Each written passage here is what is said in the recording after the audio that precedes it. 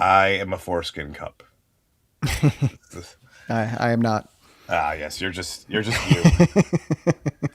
Ah, The it's cup. funny because this is like the lowest effort avatar I've ever done. This is just it's literally I just threw the cup over my character. It's not even kind of good.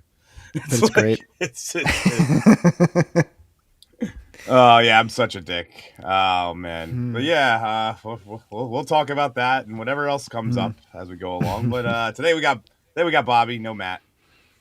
Next week will probably be Yep. Matt with no Bobby. I rarely get Yeah, both of them probably. together. It's fine. It's fine. I don't mind. I don't mind. You two are like it's like being the only child of a divorced couple. I just kind of Exactly. it does look a little bit like Shake from Aqua Teen Hunger Force with the hands Oh yeah. now. Yeah, when you add hands, it actually changes the context of what this whole thing was. Um, Oh well, we'll I'll get to that Oh, super chat in a minute, but I want to oh, get right some away. people in. Yeah, I guess we'll get started a little quicker then because there's already a super chat.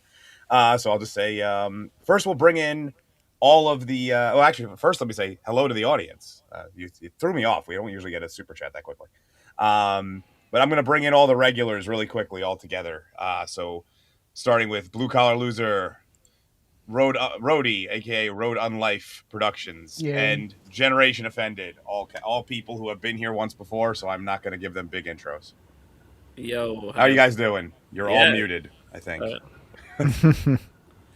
uh, Dehydrated. Uh, Jen, Jen off. You were muted. I saw that you said something, but you didn't. I didn't hear it. yeah, I don't. Oh, fuck's sake. You're good now. Okay. Okay, it's not telling me whether I'm muted or not. All right, No, there. I can control it. So like, if Okay. yeah, Thank Aqua you very Teen much. Dick Force. There's actually before I get Toller, that's one of my all-time favorite episode of a TV show, the Dickisode of Aqua Teen Hunger Force. Anybody Oh remember God. that one? Yep. Uh, we got a whole tank of dicks to get to Dick Planet. But I'm gonna bring in another guy here. I've seen him in our chat for quite a while. He's a friend of Jen Offended. Also friends with Lumar, who I've crossed paths with on several occasions, who couldn't make it today, and apparently sends love and kisses. Um, but that is Toller Talks is here today. Oh yeah, I'm here to talk shit about Supergirl and chew bubble gum, and I'm all out of bubble gum.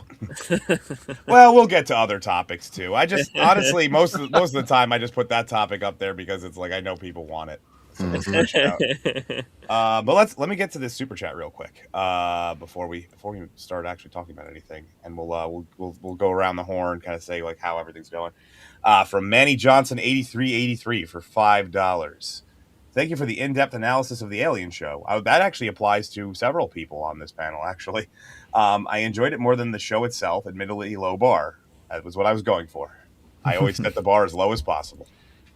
I've always said that if you don't expect much out of me, I'll probably succeed. I won't let you down. But so I'm guessing everybody has seen Supergirl. Am I uh, am I correct in this Oh assumption? yeah. I actually Yep. haven't. I haven't seen it, but I'm here as moral support for That's anybody fine. that is.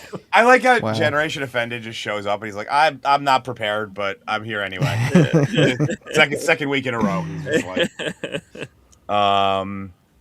So yeah, I guess we'll just do a really quick rundown of our initial thoughts. Don't try to go too into detail with it because obviously we'll talk. But I will since Toller, since you're our resident newbie today, why don't you go first? Well, I mean, not to get too far into it, but let's just say I was staring at my underneath my kitchen sink at certain cleaning products after I got home from the cinema from seeing it. So let's just leave it at that. Okay, I mean, it's very rare that people admit to considering, offing themselves in the I middle of didn't. I the. didn't say anything like that. I don't know what you're talking about. No, but I can understand that. You know what's the worst part is this? I went to the actual theater for this one. It was like I couldn't find it in time, so I guess I'll skip Generation Offended. I mean, I guess you could, if you really wanted to, you could give like your general thoughts of the everything around it. Yeah, I mean, like, so I'm pretty tuned into like the superhero universe. Typically, I'd say, I think in years I've been like slowly being weaned off of any kind of intrigue with what's going on with the DC universe and anything. But I think it says a lot that I wasn't like in any way desiring to see the film beyond like reviewing it as a critic. Like there was no like part of me that was like, yeah, go see this movie. You're gonna have a fun time. Like what's going on with James Gunn? It's like none of that happened. So, yeah, I've been busy, so I didn't get around to viewing it critically, and then I didn't see it. So yeah, maybe I won't. Yeah. I mean, that could work. I mean, you might not need to because my video, I'm going through the entire plot. So if you just watch my video when it comes out later this week, you won't even need to go see the movie. Yeah, that'll help. So, Probably better to watch that. Poor Yeah, bastard. I tend to do that, and the worse the movie, the more I'll spoil the shit out of it. Like if it's good, I'll stop halfway through and be like, okay, you should see this from this point forward. But Yeah. Rhodey. All Good job. right. As far as the worst thing in this movie, figuring out what the worst thing actually is the rest of the movie competing with itself for the worst fucking thing in the movie. The best thing in this movie, by far, is Jason Momoa. Although it's not his best work, it doesn't even compare to his performance at the Johnny Depp and Amber Heard trial.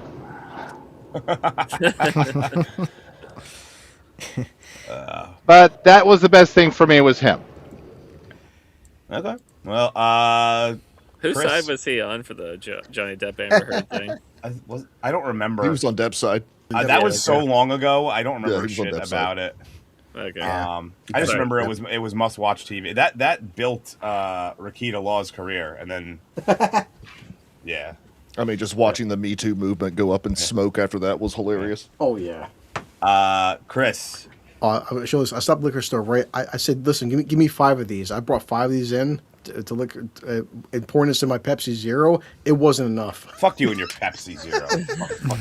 Don't bring that shit up in here. There's nobody talks about Look, Pepsi around these here. are $1 a piece, man. The Evan Williams app boss. They just keep bringing them, son, and like 5 of them. I'm like, this is, wow. It was a film. In case you didn't curious, Russ, when you look at the sky, that yellow sky, yellow sun, that red sky, red sun, that one planet with the green sky, green sun, we will constantly remind you every single planet what the color of the sun is.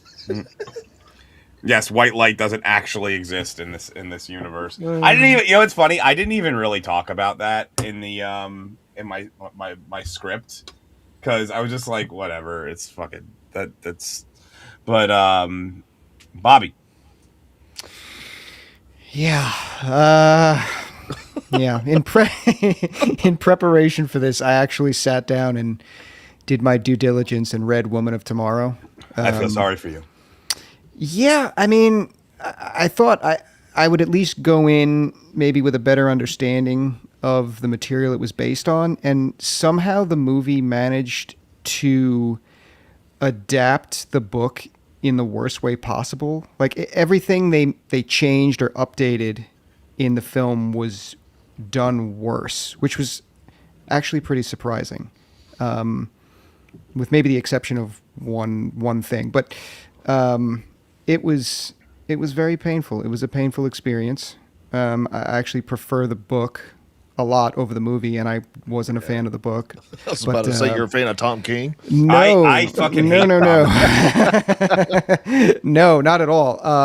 But it just, after watching the movie, it really made me go back and look at the book and realize just how much worse the film is compared to what Tom King did. And you know, when you hire a screenwriter who has no credits to her name, I have no idea how she got that job. It shows in every scene, every line. It's yeah, without getting into the nitty-gritty I mean, well, of the obviously we'll plot, go but- in more Yeah. into it. Yeah, Tom King. I actually have a whole section in my script about Tom King and how much I hate him. He's one of Nice. my 3 Nice. least favorite writers in comics because he's notorious for not writing. So here's the thing: is I will be fair. he is not a bad writer in the traditional sense of he doesn't understand how the writing concept works. He understands how plots are supposed to run. He understands how to develop a character. The problem is that he develops the character the way he wants instead of actually how it makes sense. And that's kind of what you see with the movie as well, is that this is not, as everyone has pointed out, this is not the Supergirl you expect to see, because it was created by a person who was like, well, what if Supergirl was like this instead of how we've always known her? And that's really the problem. And then they took that and they did it even further. They went, well, we'll take this essentially fan fiction. That's really what Tom King writes, is fan fiction. And we'll fan fiction the fan fiction. We'll just add things that we want to do. And it gets really, first of all, you could tell that this was a cut and paste job because there's like 3 distinctly different feeling storylines going on at the same time. And also on top of that, you have, it's tonally off. The whole thing. It's my favorite part probably. And now we can start getting into like more specifics. I love that they just casually drop that there's a sex trafficking ring in the middle of two scenes where women are shopping and complaining about men. Yeah, like that's actually that's my favorite little detail, that they're just like, yep, yeah, I hate this. I'm buying a Slurpee. It's fucking stupid. And did you know that there's a sex trafficking ring? By the way, this shirt's really ugly. It's like, well, supposedly they were going to go a little bit deeper and darker into that, because Krim was supposed to take Ruthie as like his, like, I don't want to get too far into this, but like as his partner. You could jump around they jump around. So okay, well, I don't want to say anything that may infuriate the YouTube gods, but yeah, I don't care. Krim was initially supposed to take Ruthie as like his bride. Yeah. Well, yeah, it's that's kind of, if I recall correctly, she gets kidnapped like way sooner in the book. I haven't read. I read it a long time ago, and it was what made me hate Tom King, and I don't remember shit about it at this point. Well, that just kind of goes to show like how poorly planned the studio had this. Like, they had this large plot line in there, and obviously it didn't do very well with test audiences, and they had no backup plan. So now they have this little sprinkle of a plot in there somewhere, and then it never gets mentioned again. Yeah, you can definitely tell that Lobo was supposed to be like a 5-minute cameo. I'm like, you know what? Let's give him like 20 minutes airtime because we need him. The craziest part is you could tell that Momoa probably filmed all of his scenes in one day.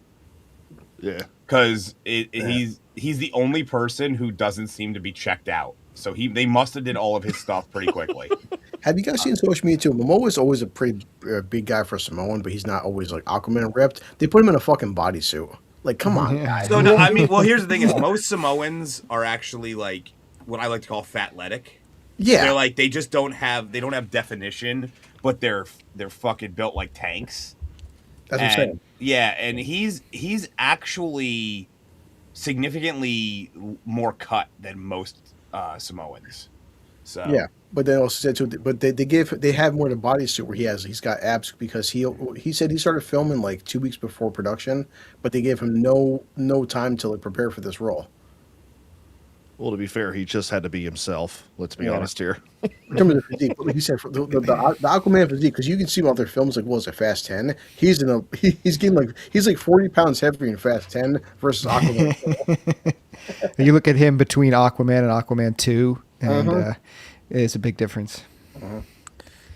Just love talking about men's physiques.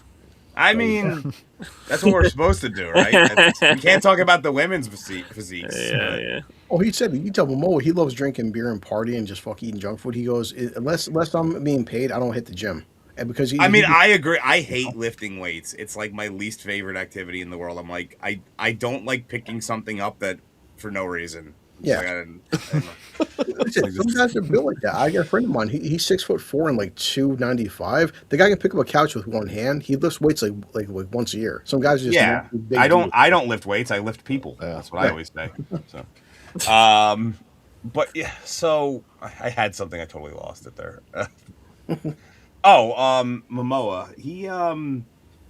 You actually pretty much did exactly what I was going to go with. He's about as laid back as it gets, and I think that's the reason why he comes off like that in every role. I don't think he gives too much of a shit whether a movie succeeds or fails. No. Another thing I was going to say is I make fun of it a little bit in my video when it comes out, but like Millie Alcock, I think they are getting people are being a little harsh on her in terms of her look. I don't really think like a lot of people are like she's ugly. I'm like she has a weird jaw. That's about it. Like other than that, she's fine. She's really cute in House of the Dragon. Yeah. Yes. She just has an underbite and like she has a very large mouth because of it. That's really what it is. Other than that, like all the rest of her traits are fine. Well, that too, and the film did her no favors in putting her in the worst angles humanly possible. That's what it was. Really, they always had this. It made it look like they always had her face like from underneath, like the opposite of the old MySpace profile picture. They would do the opposite of that. Well, it's almost like the problem too with Supergirl is like Helen Slater. You want her to be like all makeup and glamorized, and like Millie Alcock is like her entire Supergirl character is like she's always hungover. Mm-hmm. The entire film, it's like that's hungover. That's your best looking. That's the issue. Is they want her to be like glamorous, and she's not for this film. Samoans and Maoris they're kind of related. They're not exactly, but they're both kind of Pacific Islander based. Yeah. So, hello. They're both Polynesians. They came across in the Polynesian migration, and I can't remember what year. I think it was the 1400s. Yeah, and they're also it's like Hawaiians are also in that group too. So it's they came from Southeast Asia and they went down into the Indonesian islands and then over into isn't that where Momoa's actually? Momoa's actually from Hawaii, right? I think so. Yeah. Yeah. Yeah, but it's okay. I want to go around the horn and hear everybody's worst scene in this movie because I kind of already did it, but I'll do it again. I'm sure I can find another one. So let's go in reverse this time. Bobby, can you go first? Worst scene? Yeah. Shit. That's okay. There's so many. Well, here's the thing: here's the best way. The best way I can say. If you say one and it's really you're like, oh, I should have said this one. Someone else will probably say the other one. Yeah, that's true. I don't know. I guess I really disliked the entire Green Planet sequence where she just loses her powers and then gains her powers back because there was just a yellow sun on the other side of the planet, and Krem just did not think like, oh, when the green sun goes down and the yellow one comes up, we should probably get the hell out of here because she's going to get her powers back, and we didn't kill her, and they just stay. Yeah, it's just like, because that in the book there was it was a specific planet designed to trap Superman with just this green sun and animals there that would kill him. It was designed for that. This was like, oh, let's just take her to this random planet with a green and yellow star, but then you didn't think through what would happen when the green star set and the yellow one came up. That really annoyed the hell out of me. For me, so there was actually a lot of instances where if they just either did nothing or they some really small thing was done, it just ends the movie. Yeah, I had one of my favorites is favorites in that it's fucking stupid. Is that she gets on this rickety ass bus driven by Babu Frick, and she and Seth Rogen. Yeah, played by fucking Seth Rogen of all goddamn people. And they just happen to drive near a yellow star. But then when you think about it, you're like, okay, so if she would have just taken so they're barely out of the atmosphere of the planet they were on, right? Like they're not, sorry, the solar system they were in. They're barely out of that area.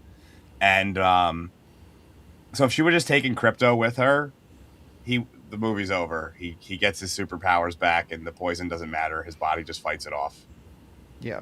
So that happens constantly. Like basically, you said like she what is it? Ruthie. She goes to get water, but then gets kidnapped. But so she doesn't actually need to get the water because Kara survives, and then the yellow star comes. So if Ruthie does nothing, they're fine. Yeah. It happens probably about 8 or 9 times in the movie. Let's see who would be next. Rhodey, do you have a specific thing you would like to complain about?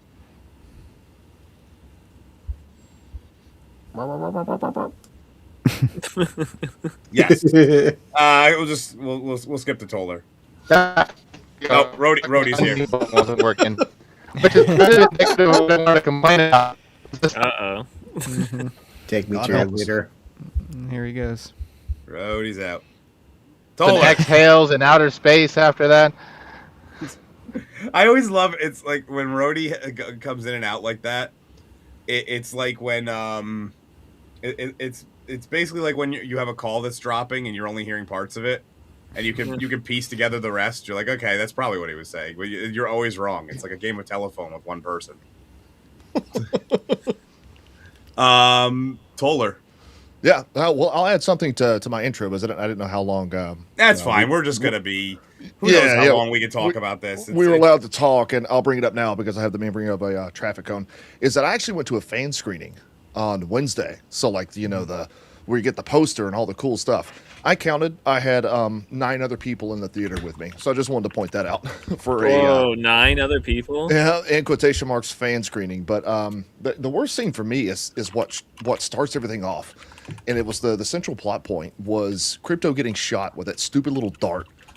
I just thought I just think all of that is ridiculous, because it's very obvious that they're not going to be able to get us invested in Supergirl herself. So they have to be emotionally manipulative and have to get the dog involved in order to get us to care about anything. And I just think the whole premise was ridiculous. He has 72 hours, and only Krim has the antidote. And at no point does he ever decide to destroy it, just to spit in, Supergirl's face or anything. So that, for me, I thought that was the dumbest. It was what the entire film hinged on. It was just stupid. It was also one of the things, and you could tell that the writers never accounted for this, right? Or the writer. What? Yeah, that's the cup. It's the foreskin cup, just with my finger, like my thumbs up on the side. That's what it is, Sidera. That's my avatar. Oh, Kino's here. But there goes Rhodey. He'll be back maybe. God damn it. Oh, you could tell that and this is not necessarily a problem that is exclusive to this movie. It seems like a lot of writers just have no idea to account for the fact that Superman, Supergirl, Kryptonians have basically limitless powers. There's a sequence where they're fighting, so she gets poisoned, right? And then she fights it off because she's super, and she's having a fist fight with Krem, and she should be able to just grab the antidote off of him and just toss him into the sun, and he wouldn't even know what happened. She's that fast and that strong. And there's so many instances where she's just going slow for the sake of going slow. And it's not even because they slowed down the camera. Quite literally, she's just moving normal speed. Like, why are you doing that? You have your powers back. And there's a term for it. It's like basically the power. Yeah, it's not even nerfed. It's because it's not that she's fully nerfed, because they come and go. It's like it's just temporarily nerfed, and so at least with give us a one line where she explains why it's happening. Like, it doesn't necessarily have to be the greatest wording. It could just be that because she keeps coming in and out of the star, she's not getting her powers fully back. Like, just something like that, just to explain why she's not finishing this in 5 seconds. They do it in the last scene too. She's decking Krem in the face on the ship, and she has her powers at that point, and she hits him like 5 times, and he's not just a pile of goo. It was so inconsistent with the power levels, with how much, they shoot her with a kryptonite dart or whatever, but I think that happened after she was punching the crap out of him. So I don't know. They one line, like you said, would have just helped with that a little. Anything would have helped with that. I'm not usually one for these one-off lines to self-contain issues, but it's better than nothing. It's better than no explanation at all. Yeah. And it's because I was reading, I was recording my script earlier for the audio, and as I'm going through, I actually had to change multiple instances of me basically saying the same thing by accident because of how repetitive the movie is. Yep. So I had to figure out a different way to say it. Like, Krem shows up, Krem arrives. It's like people just keep coming and going when it's when. I think power inconsistency is like probably one of the biggest running issues with superheroes in general. Like you're talking about like Supergirl's speed in one scene versus another. I mean, like, it's hard to think of a movie that doesn't do that nowadays. Like I can think of Doctor Strange films are really bad for that, especially the second one. Well, Doctor Strange, the issue is that there's like a mandate in the contracts that they have to use a different power every scene. They can't, even though there's one that just ends everything. You just open up a portal, close it around someone's head, they're done. Well, half of their head is somewhere else. Yeah, you'd just be using a fucking a portal every time. The portal would be like the go-to. You'd have a few in your inventory for other like random uses, but the portal would be the major spell being used all the time. But like even like shows like Invincible, which is like I think a pretty like at least was a respectable superhero television show, has been horrible for power inconsistencies, and like The Boys that just came out recently was just like a fucking joke, like nerfing characters all the time. I love how you're always like, I'm gonna somehow talk about The Boys. It's on my mind. Here's the thing. I'll eat your shit. I do. Oh, yeah, exactly. I'll eat your shit. I'll suck your dick. That's gonna get clipped. That's gonna I'm gonna do it. Should have gotten hit with the poison and taken her powers down. Yeah, I mean that could have been a thing. Also, this actually kind of brings up to me. I love how 3 moon cycles of that random planet just happens to be 72 Earth hours. It's like it's 3 days here. It's also 3 days on Earth. It's same days. Everybody uses the same time. But it's even dumber because the fucking witch doctor or whatever the hell it was that they go to see is like, yes, this toxin is, within 72 hours he'll die, but before that it's going to be painful and he's going to be paralyzed. It's going to paralyze him permanently.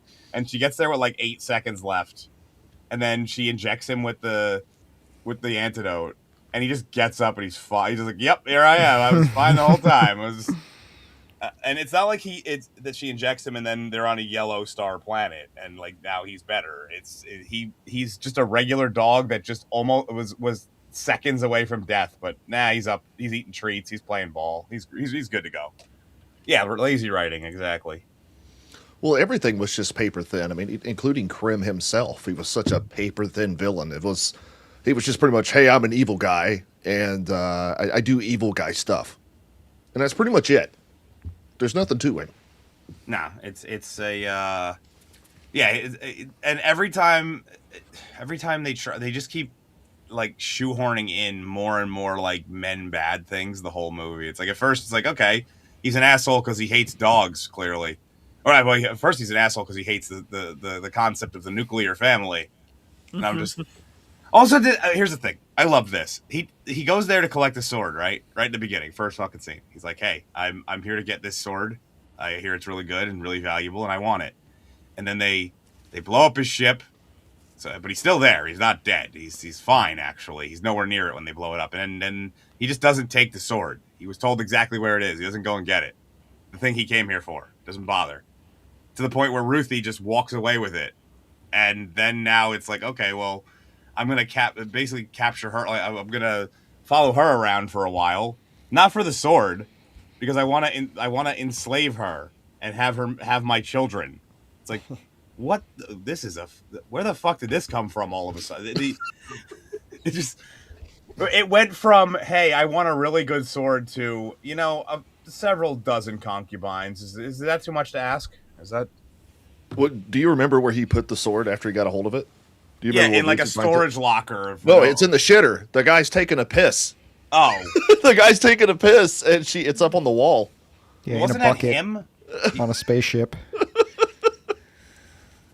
That was him though, right? She like doesn't even care. She thinks No, not it wasn't feeling- him. It was like some other random evil guy. He was in there taking a piss, and she just comes from the ventilation, I think, up at the top, and it's Yeah, just she goes full conveniently John right there on the wall. McClane for no reason.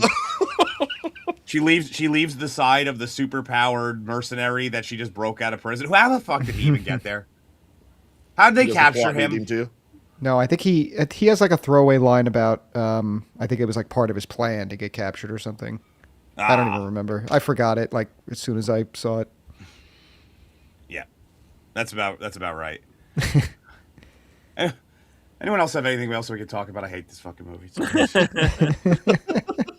Yeah, I mean, I'm assuming hard though. Like, okay, so we understand sorry, the fact that I mean, red kryptonite, right? To lose their powers. So it's a red sun. Kryptonite is from Krypton. It's green radiation. How does is this green sun made out of kryptonite? There. So, Dark if I Area? recall correctly, because it was actually invented a long time ago. The green sun concept. If I recall correctly, when it was originally invented, it was like stars that kryptonite essentially flew into the core, and now it was part of the radiation was kryptonite radiation. Yeah. It's lazy as fuck. It's not a good plot device. It's bullshit. Because the whole point of kryptonite was like it comes from Krypton. It's their native rock. Also, now a green light can depower them as much as a green rock. Like your own canon is fucking bullshit. Like she's hurt by green light. Okay. Well, Go if you ahead. don't want to talk about the film itself, I mean, why don't we talk about James Gunn and what's going to happen? Yes, with him I moving think that's forward? actually the logical next step here. Is where is this going? What? He's fucked. He's fucked. Let's just plain and simple. Supergirl is going to lose at least $100 million. He's screwed, especially with Paramount just recently buying up Warner. Remember a couple months ago, you guys seen right now they're filming the second Superman film where Clark's fighting Lex Luthor in his power suit. So they're filming this next film right now. Oh, She's in it. Yeah. Well, I mean, they were still doing post production on Starfleet Academy season 2. How the hell did that turn out? So, Yeah, I mean, also Batwoman or whatever, Batgirl, that got canceled. Well, that was that. Yeah, that's like the standard of which gets held. It's a we could just Batgirl. This is the thing a lot of people say, and unfortunately, there is actually some weird shit to it, though. If you ever advertise the movie or TV show, you're not allowed to just write it off at that point. It's now officially part of your books because you paid for advertising. So that's one of the one of the reasons why they were able to do that for Batgirl is because Batgirl is because they hadn't done anything with it. It was just sitting there on a shelf. They hadn't advertised for it. They barely even talked. Most people didn't even know it was being made. Right. And so they were able to get rid of it because it had never. I think I'm not exactly sure why it works that way. I think it has something to do with the way that the contracts are written for the various unions and guilds and stuff. I just made this clip for you. Nope. What'd you just do? Add to scene. You just. Yep. There you go. I'll fucking suck your dick, please. I'll do anything. You want any shit? I'll eat your fucking This is shit. James Gunn in his next book. That's James Gunn. That's James Gunn at the Paramount meeting. Essentially, Twitter. Yeah, exactly. The bio's happening, James. And Well, I will just say that this is if there's never a good time to lose $100 million. But if there's an even worse time to lose $100 million, it's when your boss just changed. Yeah, exactly. and I mean, that's the bare minimum too. I mean, based on the rule of thumb math, I mean, this thing needs to make somewhere around 400 million. Yeah, I don't. It's that's oh the my funny God. part because I'm usually pretty lenient on the amount that movies have to make because it's not always just box office and there's always the weird tax write-offs and shit. I just do the double plus a little bit. That's what I do. Yeah, I do So times 2.5 is what I do. Yeah. I don't even do 2.5. I do like 2.2, 2.3. Like I just do a little bit more than double it because they're getting about half the money. So, Well, I mean, I think James Gunn's gonna be really upset about the fact that he can't watch John Cena bang his wife in television anymore. That's the that one. But, I have a line about that in my video. Yeah. Yeah, I mean, why did they start with fucking or like their second film? Why go with Supergirl, man? Like, don't do Supergirl. Obviously, it's not the one. Definitely do anyone else. It's funny, even back to Zack Snyder. Okay, besides Man of Steel, what's turned a profit? Because BVS almost lost money. Obviously, both Snyder cuts or Justice League lost money. They've not had a profit since Man of Steel. Like, how many more billions can they lose, guys? Like, Yeah. Well, like there's that big change coming up, so we'll see what the new heads, the executives want. But I can see another like, hey, this might be a good way to nip it in the bud here. And Here's a good actual discussion question from Megan the Texan, who I think that's a. I want to. Is that an actual Texas flag behind her, or is that an American flag that's really close? that's a Texas. I know, it's a Texas flag. Joking. Does the panel have a favorite strong female superhero that Gunn should revamp? And I'm going to even add a secondary thing to it. How would he revamp her? This is what we're gonna do. We're gonna Gunnize superhero. Then it can be Marvel or DC or anything. Honestly, I'm just gonna add some rules to this. So we can think for a bit. Like we'll just start naming. Like he already did obviously Supergirl. He had that wasn't hit. Oh yeah, he had Hawkgirl, right? She was in Superman. Yeah. Oh yeah, because there was that awkward scene where it was like zoomed in on her face and she was screaming. It was like yeah, exactly. I would honestly. I mean, I think the obvious one is I'd love to see what he does with Wonder Woman, but I feel like he would just do. He would basically do the same thing. He would just make her some Power Girl. Well, Power Girl. Obviously. Sydney Sweeney is Power Girl. She's not trying to download right now. What? You're trying to download Power Girl? Yeah, images for you. Well, we lost your avatar for some reason. I don't know why. God damn it. Rogue from an X-Men standalone film about her. Fuck it. Everyone just start throwing it. We'll discuss whatever character you want. And just say a character and we'll discuss it. Is this a character we want James Gunn to redo, or just like talking about a female? No, we'll just talk about. If we can talk about it in the James Gunn sense, but I like just throw out. Yes. I want to see this. Here we go, boys. Damn. There we go. I'm about to drive up our view counts. You know what? Leaving this up. All the money. Makes all the money, right? That's what I drink her bath water. Yep. I would say like someone toilet water. What do you think? I would say someone like Batgirl or something, but I don't know. I feel like that's not a character that anyone's handled very well, ever. It's funny because he could do DC has the best top tier female characters. Like their Wonder Woman is but once you get out of that first two tiers, there's a lot of nothing. And I'm watching this film for the plot too. Power Girl is a tier 2 only because she's not the original. So Supergirl I would put as tier 1. People know her. Wonder Woman is tier 1. Hawkgirl would be tier, or Hawkwoman, whatever you want to call her, would be tier 2. I guess only because of the success of the Teen Titans cartoons, I would put the Starfire and Raven in the tier 2. But if you remove those cartoons, no one knows who the fuck they are. Catwoman is tier 1. A lot of people know her. She's not really a superhero, but But then once you get out of those tiers, you get a lot of nothing. You get a lot of. I was going to say if I wanted James Gunn to take someone, I'll put a random name out there, Zatanna. Yeah, there you go, Zatanna. Yeah, Zatanna. Yeah, I take Zatanna. It'd be kind of weird with his that weird Guardians of the Galaxy style that he has, but it could work with her. I'm trying to think who Zatanna. So she was in Smallville. She popped up. Yeah, she's always been a great support character. I'm trying to think. Obviously she shows up a lot with what is it? Hellblazer and stuff. She shows up a lot there. She showed up in Spectre. So she's, but better yet, I'll give him a casting. Go with Alexander Daddario. Yep, 100%. Yes, sir. She's a little. I mean, the problem is now you're getting to that. What is it? You're getting to that Haley Atwell syndrome where now it's a little late. It's like she's the perfect casting, but they only have her for a very brief window now.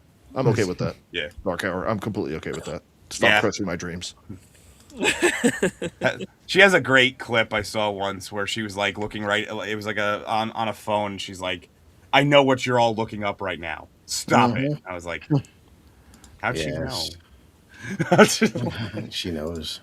There's literally a subreddit that is just them reposting that scene from True Detective over and over again. There's a pic right there for you, for Dario. Oh, there we go. Oh, Like, yeah. come on. Yeah, there you go. I mean, not the best, but some fan casting have, so they have Haley Steinfeld and Alexa DeMille. Oh shit, picture her. Huh. I mean, Haley Steinfeld maybe. Yeah. A second here. The one who hooked up with the Question, I don't remember. I never really followed the Question, to be honest with you. That was a character that. So he like predates. So he was a Charlatan Comics character. So he like even predates. There we go. Yeah. And that was supposed to be who. You talking about Huntress? No. Somebody said who hooked up with the Question.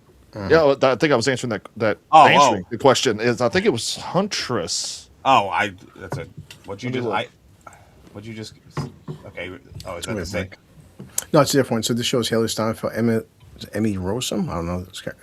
Camelia Mendez. Camila Mendez was the chick who was in He-Man, right? That's who that was. Oh, please don't know her. She has one of one face. I'm good. Oh, I mean, Haley Steinfeld. Yeah, she can pull it off. I feel like I'm like inadvertently supporting the Bills by watching her films. You are. You are. She was played by Serinda Swan in Smallville, and I haven't seen anyone to top that look yet. Get that in a second. Watch it for the plot, both of them. As for it's when it comes to like a lot of the characters, so that's one thing that Gunn is actually good at, though. He's good at these obscure characters, and I think that's really where he needed to stay. Whenever Guardians of the Galaxy. Now, granted, a lot of people will argue that Guardians of the Galaxy only worked because Chris Pratt saved it, essentially. Yeah, she does look good. Ain't no denying. Look at that shit. Damn. I don't. Who's this chick again? Serinda Swan. Smallville. Yeah, but what else would I know her from? Because her face looks familiar, but I can't. I think she was in. God, I'm trying to think. She was in Tron Legacy. That was probably where I remember. She was one of the sirens. Yeah, that's probably it. Yeah.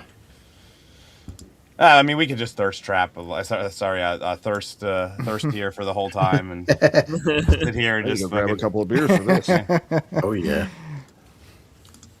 But yeah, I think to carry off your point, I don't think James Gunn is like this cinematic universe builder. He can be a guy who does a one-off series or whatever. He can be a guy. You need another Guardians of the Galaxy movie. He's your guy, but obviously he's not the dude to lead over like giant projects. Like, I mean, Peacemaker season 2. I don't know if you guys watched that, but that was I got to the orgy scene, and that was where I called it. Man, I tapped out. I think like I had 2 episodes left of the season. I just could not bear to fucking watch. I hit my maximum amount of dicks that were on my TV screen, and I was just like, no, I'm done.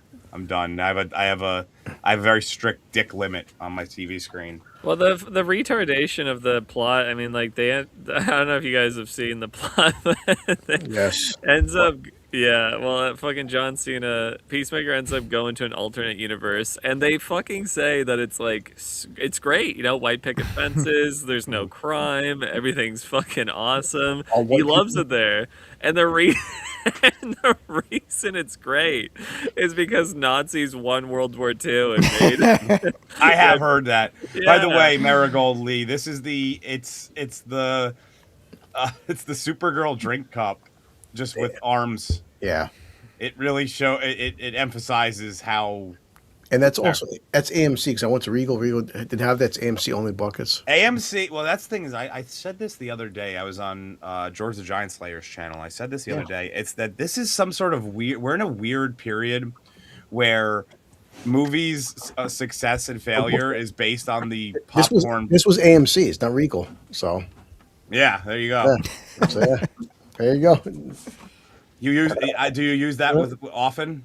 Huh? I mean, more than I'll admit. See the tongue action here too, on the bottom. Nice. Yeah. It hits the taint right. But we're in this weird spot where like movie's success or failure is based on how ridiculous or ridiculous, but not terribly. Like, I don't know, but like the popcorn bucket and drink cup economy is a real thing now, and I don't know why. Yeah. Well, I mean, actually, I do know why. It's because Chris keeps buying them. I bought the He-Man bucket too. Did you get the sword drink cup? Jesus H. They were sold out. Yeah, they sold out immediately. Like they were like, I remember that was the only one in recent history that I was like, I would like to get that. But That's become a problem too, is because these guys have like 1 or 2 buckets. Like, just carry 5 or 6, you dicks. I don't know. But yeah, that's the that was Supergirl, and I think that's about as much as we could talk about it. To be honest with you, I'm sure the whole panel is like for whatever flaws Zack Snyder has, at least that after a Snyder cut, he still had a vision of like what he wanted Darkseid to be, what the 3 more films.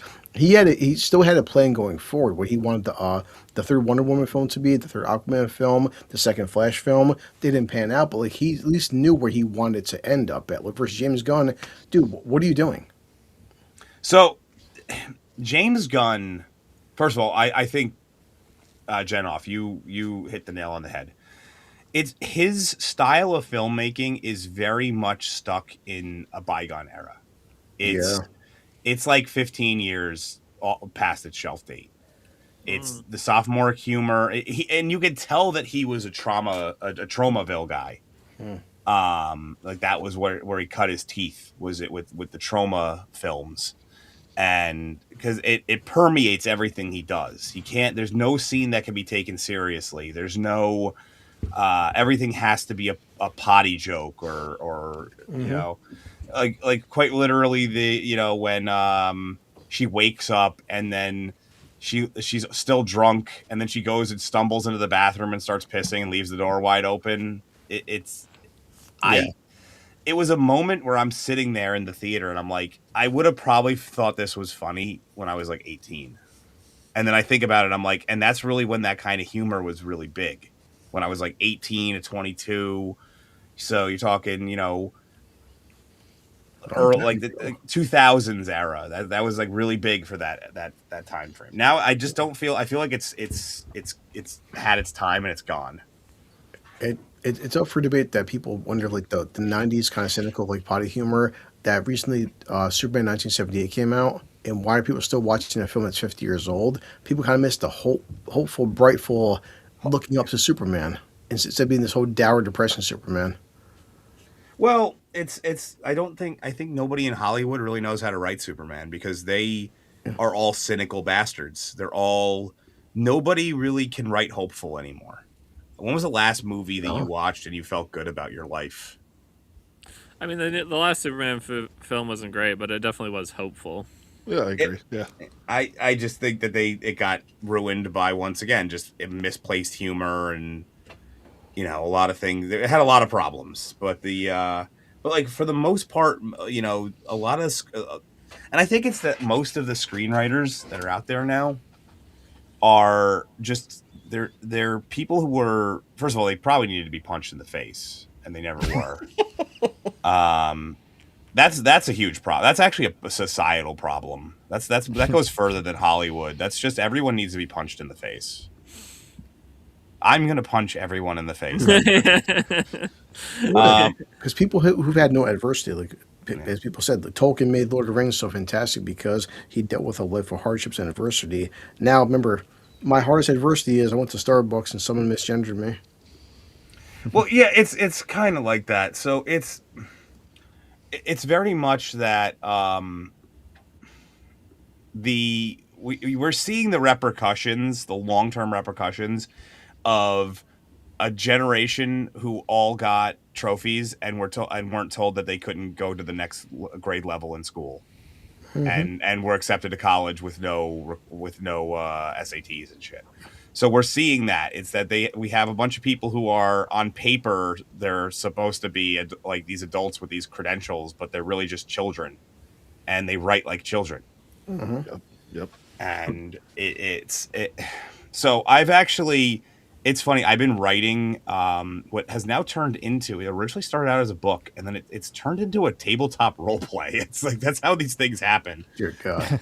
And I'm like sitting there and I'm like writing characters, and a lot of times what I'll do is I'll run them past people. You know, I'll like be like, "Hey, what is this like?" And some of the people who I've run in the past are like floored by the fact that they're like tragic characters, but there's it's not just like it's not like doom and gloom. There's like there's reason for it, and that's a big problem with a lot of these characters, that they're just doom and gloom, and then they try to justify it in this. It's like, oh, my planet blew up. It's like, yes, we know. We've been told that by Clark, and he's fine. It's like, yeah, but then I got to live with my parents for a while, and then they died anyway. It's like, that's actually happens to every person, ever, for the most part. I've seen a lot with like TV shows and stuff lately. It's like there's just a tendency to like in the second season or something to make every character like really depressed. Yeah. I don't know that it's kind of like an offshoot of what you're talking about, but like I'm so tired of this. Like, oh, we don't really know what to do with this character, so let's make them like really sad and mopey, and then they'll just be sad and mopey about literally everything until they like suddenly snap out of it in the finale of season 2 or whatever. Yeah. That becomes their personality. Yeah, man. Like, I don't know. You see it with like pretty much every show nowadays. But like, I'm going back to Invincible. Like, that's another show, superhero show. That's like, it does try to stick to, I guess, a hopeful message on the whole, right? Like, people can be redeemed, but they take things a lot more seriously. Like, like people can die, and there's like real consequences to fights and all this stuff. But overall, I like this. That Sidera 17 just said. The biggest issue is that the characters are aware of the trauma while it's still happening to them. It isn't that what really happens in the moment. Yeah, I agree with that. Usually you don't even notice until it's like too late. And it's so I'm trying. I think the reason I'm having so hard a time putting this into words is because I'm trying to explain essentially retards writing characters. So they don't know how to do it. So I'm trying to explain how a moron operates, and I speak retard if you need a translation. No, it's just, I'm trying to explain like how like he's from the south, he can do that. I mean, go ahead, Toller, have fun. No, I was just cracking a joke there, man. I want to get in the middle of your thought process. Yeah. No, it's just it definitely is. There is no life experience now, and when you have people who just live in the California bubble, especially. I mean, most of these people have never worked a manual labor job. Yep. That's the most basic of gateways to life skills, and most of them have never even left a classroom. And then they go from a classroom to a writing room, which is really just a classroom. Yeah. Well, it's extension. It's not only that. I don't know if there's any parents here on the panel as well, but I'm a father, and something that I see was I have a 9-year-old. Something I see with parents my age, like I'm 36, is that gentle parenting. So kind of going with what you're saying there as well. Like they're in a classroom, they've never really faced any adversity.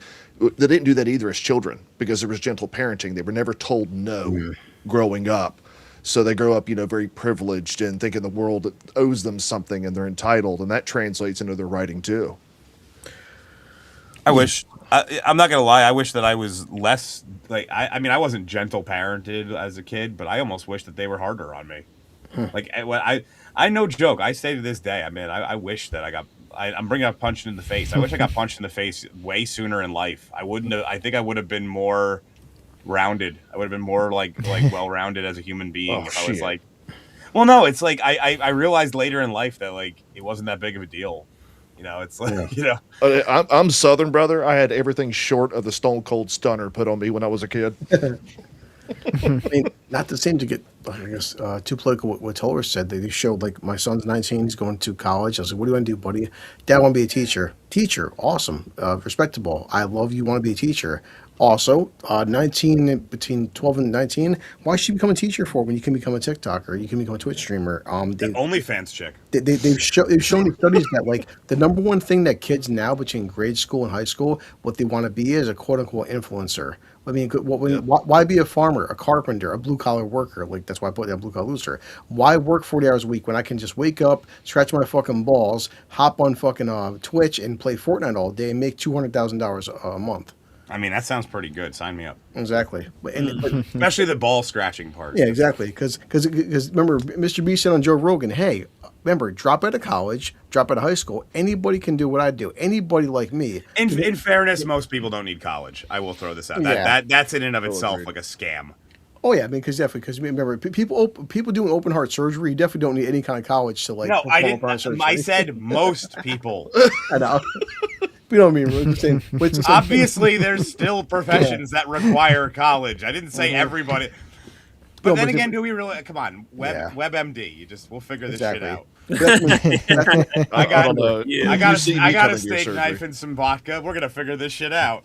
Your thumb hurts, you have cancer. That's what I said, Dark Hour. I love the fact that you and me both taught to drink multiple times. I've never heard a single stream or online offline drinkers like, hey guys, this is easy. He goes, no, I got fucking lucky. This is what I did was pure luck. There's no magical formula to being like getting it to 1 million subs, being drunk and being a drinker. It's luck. But so many people say, oh, well, being an influencer is pretty simple. Don't worry about it. It's easy. Well, conceptually, it is simple. It's discoverability that's difficult. If that's what you're like bringing up, it's like the actual doing the influencer stuff is not hard. It's a matter of finding the people who give a shit. Yeah. Nowadays we're so oversaturated. I mean, being found is extremely difficult. Well, a friend of mine talked to he got a job at he would carry at Amtrak. Amtrak's a pretty respectable company. He goes, no bullshit, man. Truck drivers, there's people are complaining about AI and manual labor. That right now in 2026, there's such a massive demand for truck drivers and CDLA because nobody wants to drive trucks all day when I become an influencer and make like $50,000 a month.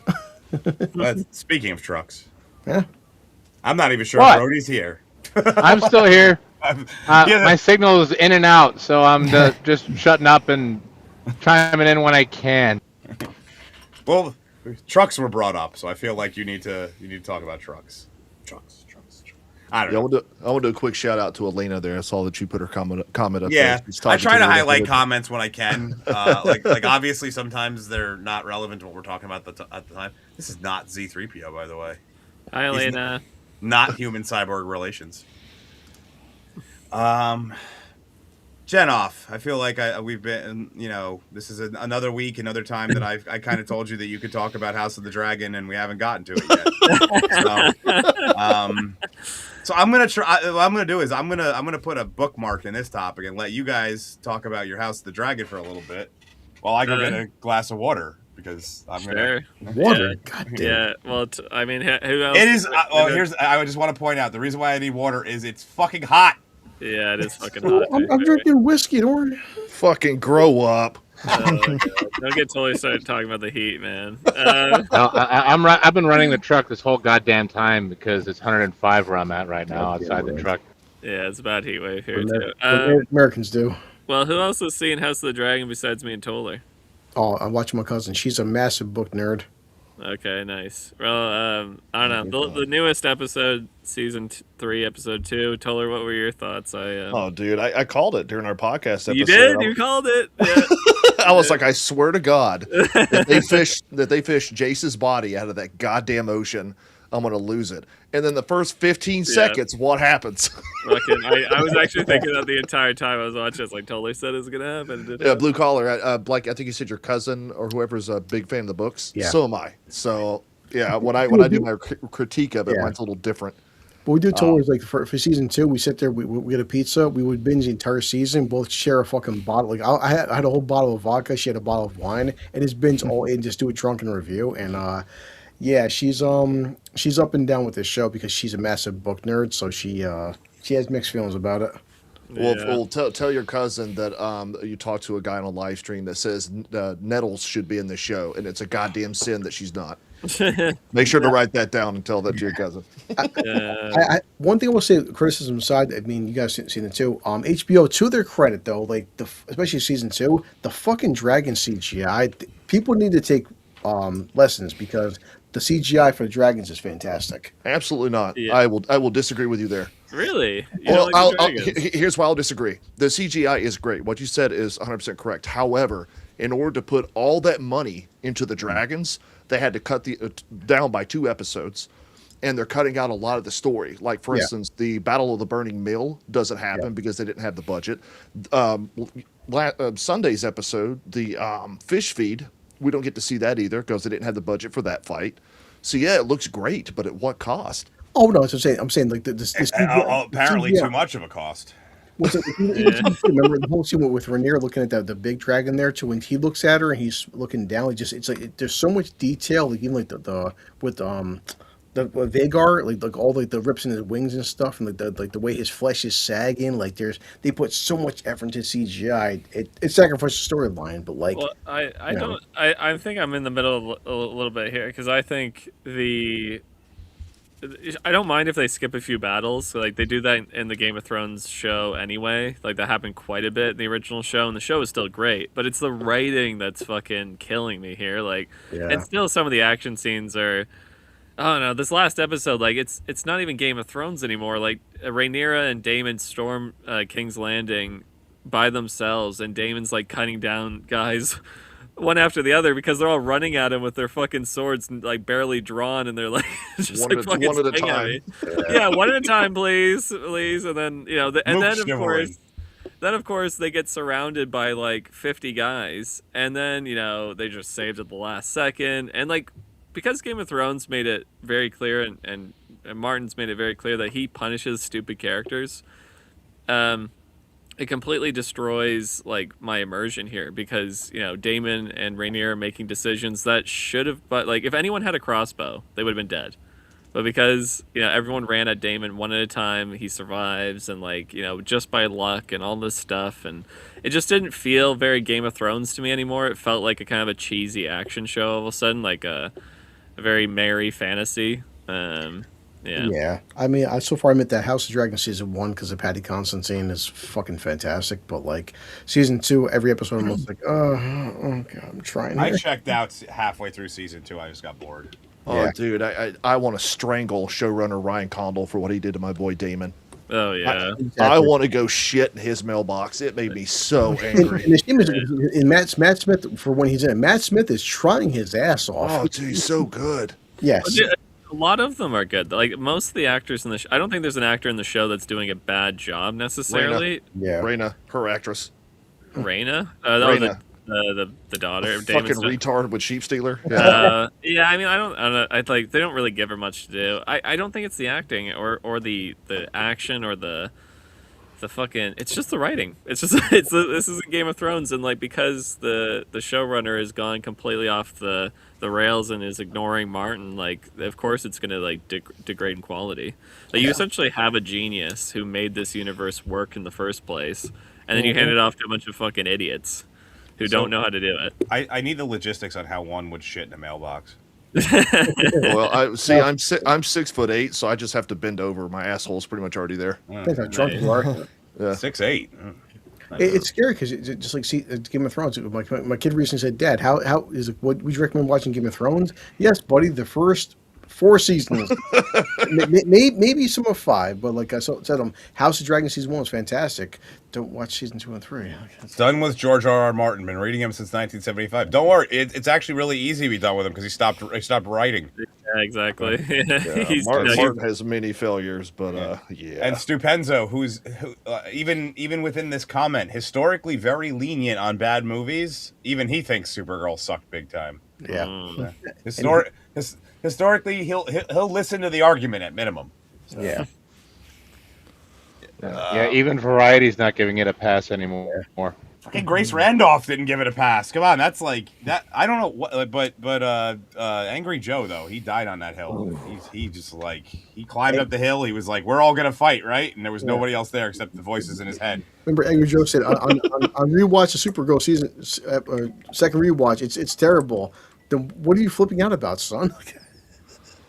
Yeah. Well, I was actually reading articles for a video, and New York Post and Deadline, both of them went after the fandom. I know you said Variety kind of, gave ground, but Deadline and New York Post pointed their fingers at the fandom and said that we were toxic. We're a bunch of toxic it's man happening bros. again. So there was a very brief window where everybody agreed. It was about 2 days. Very brief. It was pretty much Thursday, half of Friday, and like an hour like toward the end of Saturday, and everything else. It was it was basically, now we're right back to where it is, where there's everyone online is going, oh, it's misogyny. It's like, and I love, it's the same argument of like why the WNBA fails, right? It's okay, well, men aren't watching it. It's like, but then neither, like a big chunk of the NBA's fandom is women. So if we were to flip that, right, it's like a big chunk, but it's still a majority of the NBA is watched by men. So now we should flip that, right? So you should really only be expecting that the audience of the WNBA, or in this case, Supergirl, should be, 20 to 30% of the total audience. If we flip flop it, now it's majority women that are going to be interested. Yeah. So you can't call it misogyny if it's targeted towards women, and now the women don't give a shit and don't watch it. I mean, according to the bastion of journalistic integrity, Salon, they said that 60% of Supergirl's audience over the weekend was men. Yeah. How is it our fucking fault? Yeah, exactly. I mean, I've known Dark Hour for years now. Besides my three sisters, my cousin who's female, my mother, this is 5 women in my family. Not a single one of them will pay to go see Supergirl. Mom will watch Thor. Even Mom's like, Thor: Love and Thunder was bullshit, Chris. I'm sorry. But like, I have 4 women in my family. None of them give a flying fuck about Supergirl. They would rather go see a Captain America film or a Thor film. I wonder why. Yeah. But still, but what's their target demographic though? Like, we're catering to females. Well, none of my women in my family want to see this film. Yeah. The Brazilian women's beach volleyball team. I'm all about it. Well, she's a great role model.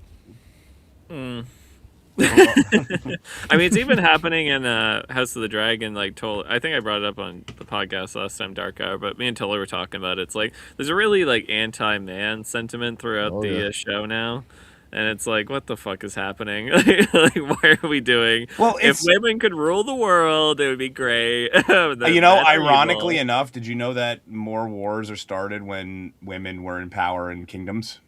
Really? Yeah, like historically. And it's usually because there's like a power like a power vacuum. Power struggle, right? Yeah, power struggle. But so, but the here's the thing though. It's the same thing. What's her face? The Charlie's Angels director. Banks. Elizabeth Banks. Yeah.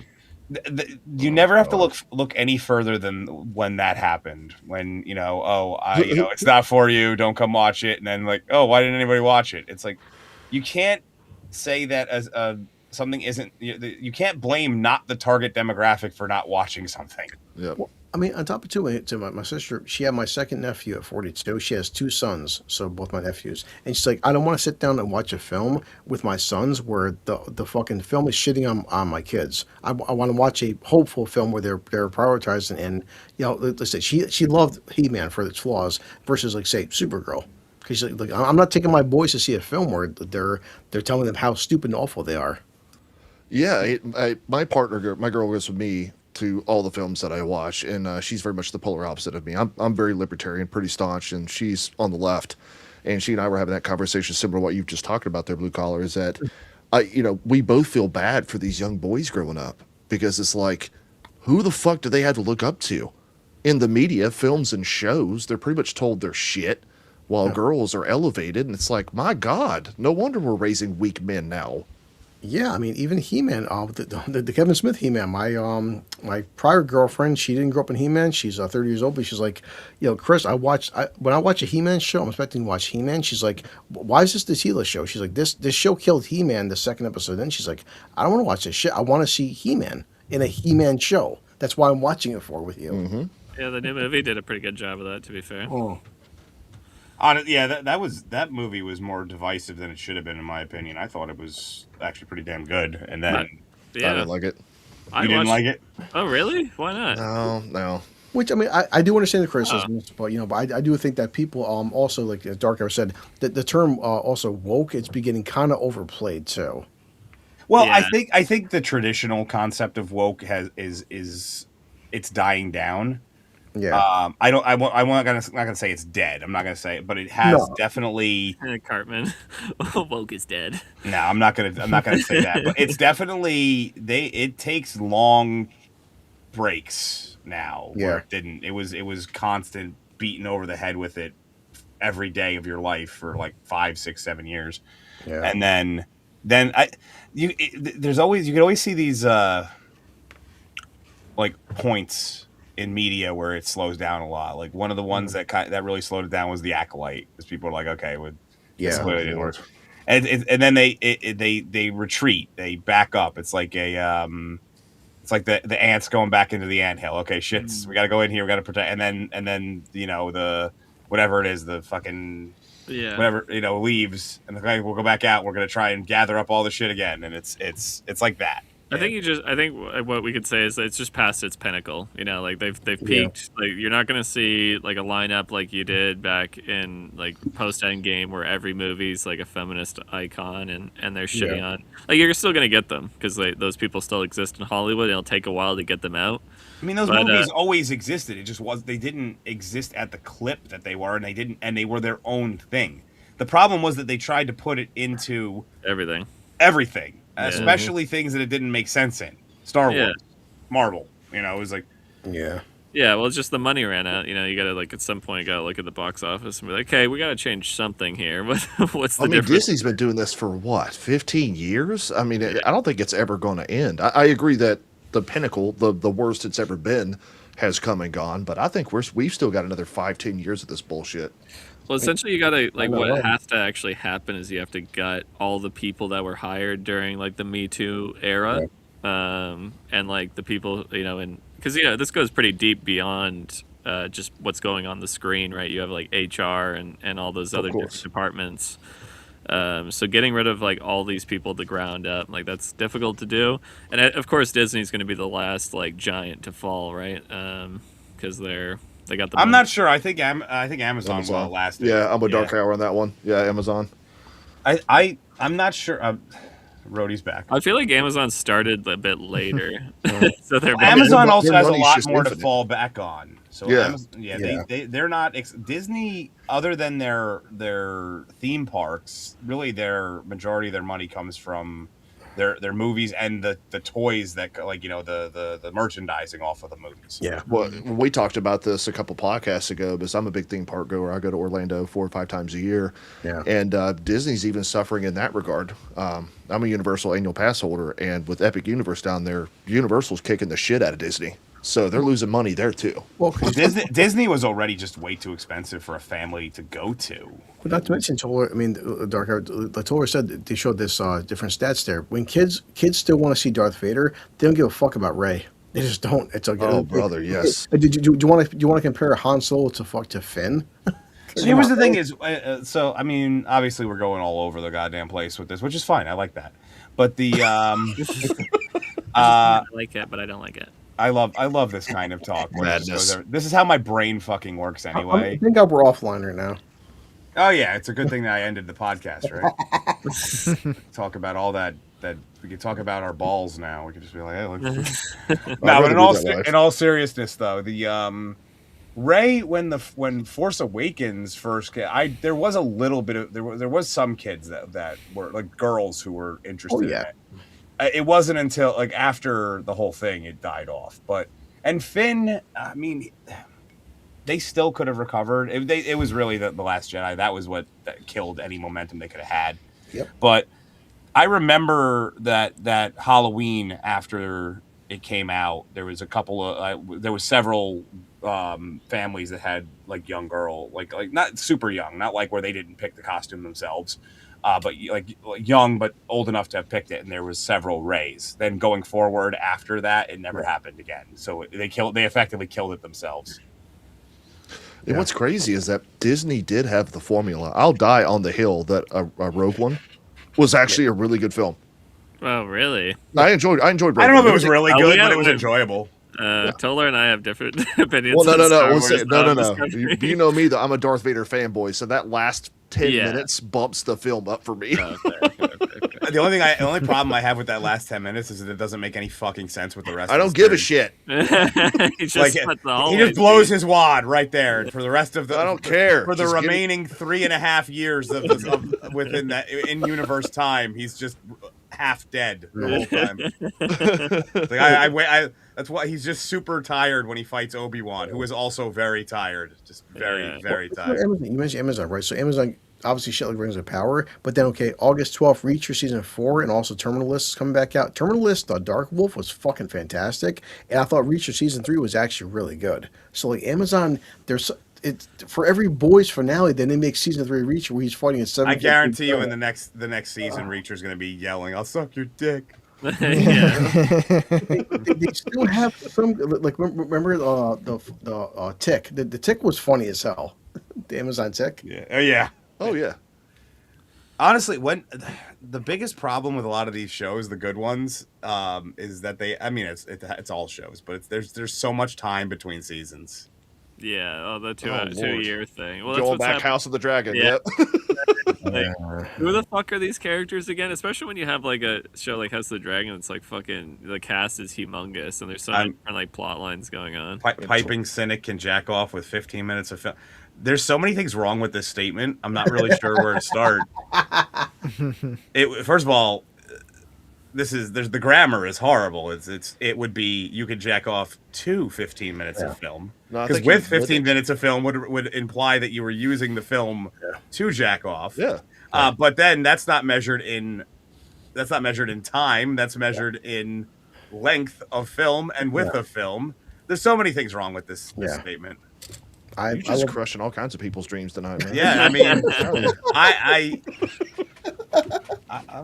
I'm a cinema nerd. I'm also a grammar Nazi. So He's a walking fleshlight. Okay. I'm a walking. Look at this, all this foreskin here. You know how much fucking film I need to cover this foreskin. Oh. Yeah, 2 years though is like I don't know why shows are doing this now. Like, and it's never 2 years for 6 episodes. Yeah, Yeah. exactly. I mean, Stranger Things was the worst. I mean, Oh. they took how many years, and then they went, hey, by the way, you know these 30-year-olds, they're actually 16. It's like, go fuck yourself. That is no. Dude, it was so hard to believe that final season. Well, that was what emphasized it. It doesn't matter quite as much with something like Reacher, where the main character is already in his almost. I guess he's in his 40s now. I'm guessing. I mean, they are pumping out. It's been like 4 seasons in 5 years. They are pumping out pretty fast though. Yeah. Because season 3 came out this year, and they're putting out season 4 this year. Yeah, I think Reacher's actually on point, but I haven't seen. I only watched season 1, but I know they are making them pretty good. Yeah, Alan Richardson is 43. So like he's gonna pretty much look the same for the next like 5 years. Like he's not gonna, as long as he stays in good shape, he'll be fine. To his credit, Dark Hour, he did say that he has taken testosterone. Well, no shit. I mean, but at least he admitted it. You know what? He's been doing, at least he admitted to it. He is testosterone. Just watching the show ups my testosterone. That's how much he's on. I'm just like, let's fucking.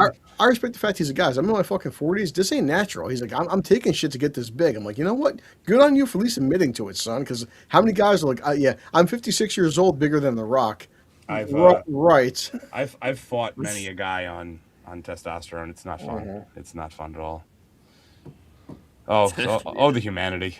I don't think anybody will ever be. I know it kind of ended abysmally, but The Walking Dead, that show was really good about just pumping out seasons, especially with Chandler Riggs and him growing up. Mm-hmm. They didn't allow for too much time in between seasons. They were just rolling it there for 4 or 5 years. Well, it's easy. You just have one. You're like, hey, so this one episode's going to be about Rick, and then we can get rid of the rest of the cast because the next episode's going to be about Glenn. It's like you only need like one guy for every episode. So Georgius L or I Rex has done the math. With 15 minutes of 35 millimeter film is 1,350 feet. That's I mean, if that's what you need, if that's what gets your rocks off, man, that's an expensive session, though. I'm just saying. Dark Knight's old enough, but the whole panel, I watched some Crisco. It's way cheaper. I watched every season of 24. They actually had 24 episodes because it was called 24 for 8 fucking seasons. No way. 24 episodes though. Tell us more. For 8 seasons, man. Come on, man. Wow, Jesus. How many episodes would that be over the course of 8 seasons? Math sucks. Just shy of 200. There you go. Rhodey just like chimes in for the most random shit. Why didn't you figure this shit out, Rhodey, while you were there? You should have been like, 15 minutes, 30. That should have been you. Maybe that is. I wasn't that invested in dick film dick film. And to the credit, Supernatural, man. 15 seasons, 15 episodes a season. Every year, every year was a new season of Supernatural. I feel like it was the conversion happened. So obviously we're talking about network television at that point, right? So you're talking about ABC, NBC, CBS, these ones. Yeah. I feel like they just had stricter deadlines than the streaming services do. The services are just happy shit's coming out. But then also too the special effects, because Supernatural, love hit the show like mostly Sam and Dean fighting vampires wasn't a big budget versus now it's like Terminal List season 2. It took them 4 years to make it because we have to blow $100 million in pyrotechnics and shit. Like, come on, man. It's been big ass titties. It's been the swap from practical effects to CGI. That's been a big one. Because practical effects you can preload. You know, you can already have that stuff. Whereas CGI, it's all in post. Yeah, I got to get that scene now and put it as like one of our big ass titties. It's going to be hard to find a not bad version of it because I tried to put that in a video and I couldn't find anything more than like 480p. I'll find it. I'll get it somehow. The only thing, Dark Highway, I will say, like when we watched a Dark Wolf Terminal List, like some of the action sequences, though, that they rival what you would see in like $100 million live action film. Like, so it's like, I wonder if 24 was a great show, but like Jack Bauer would kill 1 or 2 bad guys an episode. Now you see these shows blow 200 million, and like you've seen better action sequences than at the theater. Well, again, like Stranger Things, like I hate to bring them up, but they had the might, all the power of Netflix to create that final season. I mean, they threw everything at the wall for that show. And it looked like shit, especially the mind flare at the end. I'm like, what in the hell? Which is why I said, too, on a side note, like Apple TV, trust me, I watched all of Monarch Season 1. Monarch's got fucking issues. But if you watch the compilation Godzilla and Monarch, that looked better than I've seen in movies. Like, his scenes. I got through 1 season of Monarch, and I just couldn't, I don't know, I just lost it. It's a terrible show, trust me. But if somebody... I fucking hate it, but I love it. Well, I'm saying the production value, if you YouTube Godzilla and Monarch, that looks better than the fucking action movies. They put so much detail in Godzilla, but he's only on screen for 30 seconds per episode. That's why. Yeah. Yeah, you knew that was coming from that kind of show, too, where they're like, we're going to just like put little bits of it in there. Because we don't for season 2, they show King Kong. King Kong, he looks better in Apple TV than he does in Kong Skull Island. Yeah, I did watch those scenes as I'm very much, I call him Hairy Cheeks. I'm a very big Hairy Cheeks fan. Yeah. But the smart, he's only on screen for sometimes 20, 25 seconds. But like, if you did a compilation, like this is actually fantastic. Apple TV, to their credit, they know how to spend their budget. Yeah, let me ask you this, just weird question. While Dark Hour's looking for his thing, have you been watching? Oh no, I found it. Yeah, I found the exact ones. They were all terrible. Have you seen Widow's Bay? I've had a lot of people in my community tell me to watch it. I know it's on Apple It's on my to-do list. I know because it looks at everyone has been talking about it. Okay, all right. Have you guys watched Slow Horses? That's another big Apple show. That's Gary Oldman, right? Yeah. Slow Horses is whenever I actually bet on the Kentucky Derby. It's the one that I bet on every time. I still defend the TV show C with Jason Momoa. Them fucking battle sequences are fantastic. Which one? C with Jason Momoa. Like SEA, like as in the sea. Okay, no, SEE, where humanity went blind except his kids. There's a battle sequence you can YouTube it where it's I'll look up for you in a second. It's fucking amazing. The choreography is top notch. Well, they did say that if we didn't stop, we would go blind. So funny, good joke. They have battle sequences where all the characters are blind. It's fucking amazing. Oh, that's funny. Actually, it's not as hard to fight blind as you'd expect.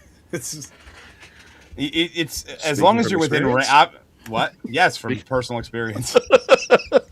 As long as you're within like range of a person. I mean, obviously, if they're like standing across the room, it's going to be really fucking hard to find them. But if you're within like touch range of a person, it's actually not as hard as you expect. We'll have to try that. We'll be next door neighbor. Yeah. Just go over, just punch your neighbor in the face, be like, no, I'm going to close my eyes and try that again. Let's see how it works. We're just punching everybody in the face today. I'm going to change the name. How do I know? I've literally done blind judo and blind jiu-jitsu, and it's as long as you're within touch range of a person, it's actually not that hard because you can feel the person's body movements. Right. Interesting. But so, how was everybody's weekend besides Supergirl. Anybody have anything else fun that they did? Dude, Jackass, best and last.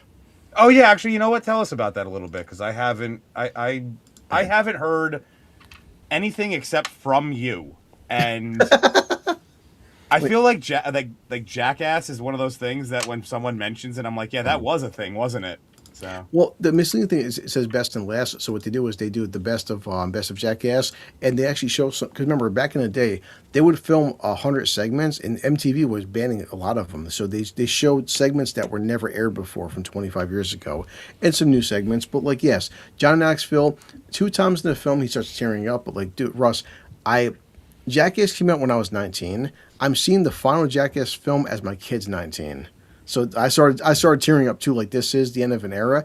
If he comes back and hosts a new Jackass show, guys like Bam and Steve-O and Wee Man, Pontius, it won't be the same. But like, it is. did they happen to have? Was there any like old clips of Ryan Dunn that were never shown? I think it's 1 or 2 of them, yes, because there's a lot. But yeah, so that's I mean, what he's been dead for that's a decade and a half or some shit at this point. So Like, that part was sad to watch at, but like, but it is. But I'm sure the entire panel. I've seen every Jackass film in a theater. I would say this: go on a Friday night at 9 o'clock, have 1 or 2 drinks or smoke a joint, and go into a sold out theater with a Jackass crew, and you will fucking be crying, fucking laughing. Jackass is an experience, and we will never see anything like it again. There's one sequence, spoilers, where they wear these. They're playing Twister. They wear these plastic suits, and they all eat X-Lax. So you can imagine how it goes down. or comes out one or the other. Yes, and of course, and for Steve-O in the trailer, Steve-O gets a prostate exam by a robot that uses peanut butter as lube. It's as horrible and as funny as you can imagine. That sounds like a good time. Hey, That Z3PO. sounds like a weekend at my house. Yeah, no, Yeah. Z3PO would know about that. I know he's out. Yeah. He's not out in the crowd, but I mean, it's by force. We caught a 4 o'clock showing. My cousin's 35, my son's 19. About, I'll say, 50 people in the theater, and people again, they were howling, fucking laughing. I wanna highlight this because I saw Abra Garoni posting comments on some of my older videos, and I just want to say hi. Welcome to my show's chat. I am acknowledging that I have seen the comments. I just haven't had a chance to say anything to them yet. Yeah.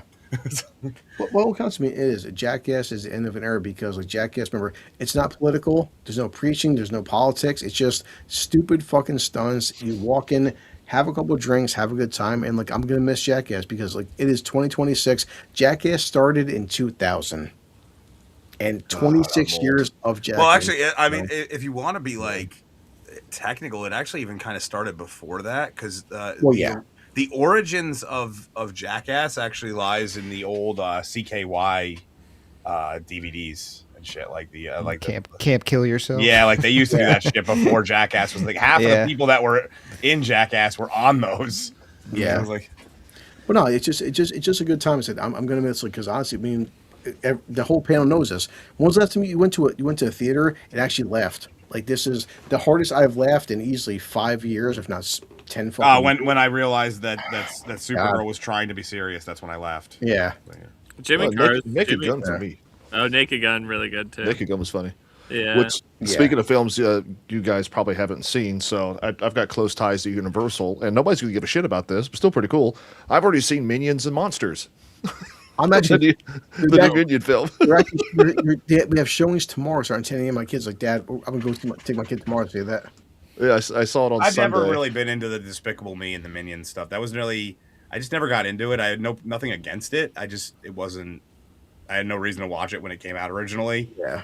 Did you like it, Toller? I mean, I'm a Universal stan. Offended, you know that. So I mean, yeah, I like the Minions. It takes me back to the Orlando theme parks. I enjoyed it. It's more of the same. You know what I'm saying? It's a Minions film. It's gonna be stupid, but I don't know. I had fun with it. I love the memes where it's like, because they like apparently have been around like throughout time or whatever, helping evil people. It's like, when are we getting the Hitler Minions movie? Das Minions. Yeah, they're I mean, the concentration camps. Banana. They don't do anything to reinvent the wheel. Matter of fact, I'd argue the Minions film that we got, the first one, the standalone, it's very similar to that. But if you enjoy watching little yellow retards run around and scream stuff, I mean, why not? You know, Especially with the whole the whole like small green Cthulhu monster, and they're getting powers. who's voiced by Trey Parker, by the way. Exactly. Like, yeah, Trey Parker from South Park. So yeah, And it was I fun. can't commit because it seems inoffensive. In the last Minions film, the last Minions film did what 1.6 billion fucking dollars. It always will. That's the thing. Exactly. They're like always going to. Yeah. So why wouldn't they? Well, I mean, it's a big part of Universal's IP. I mean, you go to Universal Studios Orlando, and like a quarter of the park's just Minion shit everywhere. So they're heavily invested in it. But I'm okay with that because remember last year, what was it freaking Minecraft came out. I'm like, Minecraft. I'm watching the film like, this is a terrible film, but I'm not mad at it because they know their audience and they're not pissing nobody off. And like, look at the box office results. Except for the parents when they start throwing shit all over the damn cinema. Yeah. Oh my god. Did anybody see the teaser trailer for I just thought of this. Did anyone see the teaser trailer for Nightfall? Yes. No. So Batman Toller says you said you're a Batman fan before. That was before we were on. Yeah, Nightfall. You know the story, Nightfall. I'm assuming. Brother, I'm looking at a poster right now signed by the late great Kevin Conroy. Of course I know about Nightfall. That's the one. Honestly, that is the one person that I truly regret not meeting at a convention. Oh, I met him about a year before he passed. I actually have the animated series, the original cover for it. Batman with the red moon behind it. And it's got his signature. I am Batman, and but yes, I didn't know there was a trailer out, but I know the story of Nightfall. Yeah, the trailer looks fantastic, and of course, you guys know this. Ooh. I get Kev. No one's ever going to replace Kevin. Just accept that, guys. You can't say, well, he doesn't sound as good as Kevin. Obviously, there's only one Kevin, so the voice actor, he sounds good for what they're going for. I've actually known several Kevins in my life. I think there's more than one. I have an uncle Kevin. Yeah. I'm sorry. Can we get back to a motherfucking trailer about goddamn Nightfall? I mean, I can pull it up. Just give me a second. I just want to answer this. I'm the fucking all my shit gets, flagged anyway. So, I don't watch them. I only know all of these horrible movies from various reviews. Is Supergirl worse than? I think you mean not Captain. I'm assuming you actually are asking about the Marvels because, that's the worst of the two, and I still think Supergirl is actually somehow worse. Like at least Captain Marvel was like the Captain Marvel movie. If you're actually asking about that one, it was at least competent when it came to start to finish. Like the actual flow of the story was a proper story, and it didn't keep having to rely on hyper conveniences and stuff. It just wasn't particularly good. But like Supergirl actually requires that you not only turn off your brain, that you forget you ever had one for the stories to work. I will prefer Supergirl because number one, she's drunk. I can relate. Also, number two, Lobo. Yeah, Lobo for sure. So, Captain Marvel. Who's the bad guy? Captain Marvel? Annette Bening. I'm sitting here and I'm looking at this Nightfall thing. I was looking at who we're talking about the voice actor of Batman. Mm-hmm. Why did they get away from Jensen Ackles? He was fantastic. Dude, that's the first thing because me and my kid's a massive Supernatural fan. He goes, I don't know why they changed Jensen. I don't know. Like, yeah, he was a good Batman. I liked his. I liked his Batman. So here let me pull this. And that's a Conroy loyalist. Yeah. Let me get this. What's one thing? Me and Dark a friend named Sammy 3P. He goes, it's a funny thing. He's like, Troy Baker does a very close Mark Hamill impression, but he goes, yes. Is it better to do a Mark Hamill impression or like John DiMaggio does his own Joker voice? It's like I'm on the fence because it's like when you think Joker, you do think Mark Hamill. So like I'm not mad at Troy Baker for trying to sound like Mark Hamill. Well, I mean, those Kevin Conroy, Mark Hamill, pretty much provided the foundation of what those characters sound like. Exactly. Yeah. If you want to try to sound like the Joker, well, you have to sound like Mark Hamill. That's just how it works. That's why I didn't hate Arkham Origins because he did a very good job sounding like Kevin Conroy. I mean, he wasn't him, but he tried his best, Yeah, and I mean, and Troy Baker's he's an exceptional voice actor as well. He really is. He's like the king, isn't he? There you go. So I'm gonna play it. It's about a minute long. It's really not like. Yeah, let's see here. Gotham City needs Batman.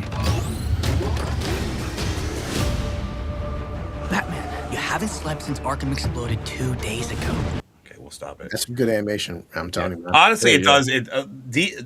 DC has always had insanely good animation. You got to remember. I mean, it was WB. It was like obviously Marvel eventually got bought out by Disney, but for the longest time, Maybe we should ask John Paul. it was Warner Brothers. Coming along. We're all that stands between those inmates. And Pause the every fall 10 of- seconds. You should be fine. Yeah, that's what I kind of do. Yep. Pause That's, and commentary. Well, I'm kind of getting the animated series vibe, especially with the lighting. Yeah. I like that '90s original animated series. Right there. Like Great that shot. black paper vibe. Yeah. Yeah. Fun fact. That was the first interview I ever did on the channel. Was Kevin Altieri. He's the he was the director of the first season of Batman the Animated Series. Oh, dude. Good. A very young Toller talks. That's all I watched. Yet you did You not can watch right see here. this. You see Bane right here? Now get ready for it, because you know. I'm gonna lower just a little bit so that because obviously we're trying to talk. Okay. while it's going. Yeah. It's coming. Demar too. He's about to use up. Look at that shit. That's it. I intend to break you.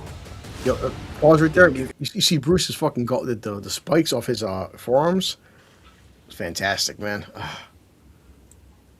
Look at Oh that. yeah. Look I at thought that. I'm not gonna lie. When I first saw, I thought that was the ears off of his mask. No, that looks fucking Anyway. sick, man. Yep. Fucking triceps too. Give it your best shot. And the subtle aging too. Well, you have to remember in the Nightfall story, he was essentially running on fumes by the time he formed. Oh, of Bane. course, yeah. So. Yeah, just exhausted from chasing all the inmates. We have to help Batman. Also, Robin said he's like, you haven't slept, so they're Yeah. keeping it the same. Yo, you see the blood in? Oh my god. Pretty new look for the Dark Knight. Don't want the Joker's voice Yeah. there. I do not either. Oh, Riddler too. Well, they were all every single one of them was in it at some point. Yeah. Yeah. Well, yeah. There's Azrael right there. Yep. Also, Riddler, but Riddler's doing it to fucking steroids. Come get some. Nightwing. Nightwing, yep. The guilty must pay. Yo, look at that suit, man. Oh, Motherfucking Jean Paul Valley. God damn. I'm trying to stop it like at the where it's. Guilty must pay. There we go. right Oh, there. man. yeah. Nice I still have that catch. toy Nice sitting in a catch. box. You get good. You get good at it when you go thumbnail hunting. You get good at stopping eventually. Remember too, Oh, that's- dude. remember too, this is a trilogy. This is one. Well, yeah, they're gonna film. do Nightfall, Night's Quest, and Night's End. That's what I'm saying. That's how you do this fucking story too. Dear Christ. We're not getting one film. We're getting fucking 3 films. Sign me the fuck up, man. Like, Hell yeah. Looks really good. Who's voicing? I'm just curious. Do you know off the top of your head who's voicing Riddler? No. Like, nobody's going to beat John Glover. Like, Hold for on, the I'll look up the series. voice cast right now. Okay. Just out of curiosity. Because I haven't really. I just saw this yesterday, so I was like, my kid, right now, my kid's on season 8 of Smallville. John Glover is so fucking good as Lionel. Oh, dude, I missed he's an great in opportunity. that. I lived in Pittsburgh for 10 years, so I frequently go back, and they had him at Steel City Con, and I missed not going to that cons. Yeah, to me, I would have gotten his signature beside Conroy's. I've had my kid on Hulu. He's purposely watching one episode a day of Smallville. I was like, boy, before you finish Smallville, just watch one a day. Just savor Smallville. You know. okay, so, who did you say you wanted me to look Not up? Yeah, who voices Riddler? Just out of curiosity. It doesn't actually. They don't have a full cast list. Doesn't look like they only have the voices for Batman, Azrael, Bane, Robin, Warden, and Commissioner Gordon for now. They probably haven't released the whole thing. Okay, all right. But the animation looks fantastic. Oh God. Yeah, this looks really good. Oh, Michael They're likely Mando going to is have to playing cut Bane. a lot. Well, yeah, I mean, it's quite literally. It was a 2-year-long arc of comics over 4 different runs. Yeah. So, I mean, they've gotten all the right things though, man. The animation's there, the blood's there, the armor's there. You know, the style's there. This is going to be good. I'm glad you boys put me on this because I mean, everyone's gonna know the fact that the second Bane breaks his fucking back. Have you guys heard anything? I heard that the what's his name? That other Batman animated show on Amazon's really bad. Caped Crusader. Yeah, I heard it's Yeah, really- I heard that it's fucking horrible, and they gender swapped another villain for no reason. Of course. wait, what? What is this? It's the Amazon one, Caped Crusader. Is garbage. It's trash. yeah, I heard it's It like really fast. died almost as soon as it was released. Yeah, Oh, Who did they swap? Can't. I don't. Yeah, go for it. Wait, was he asking me to go frame by frame with the?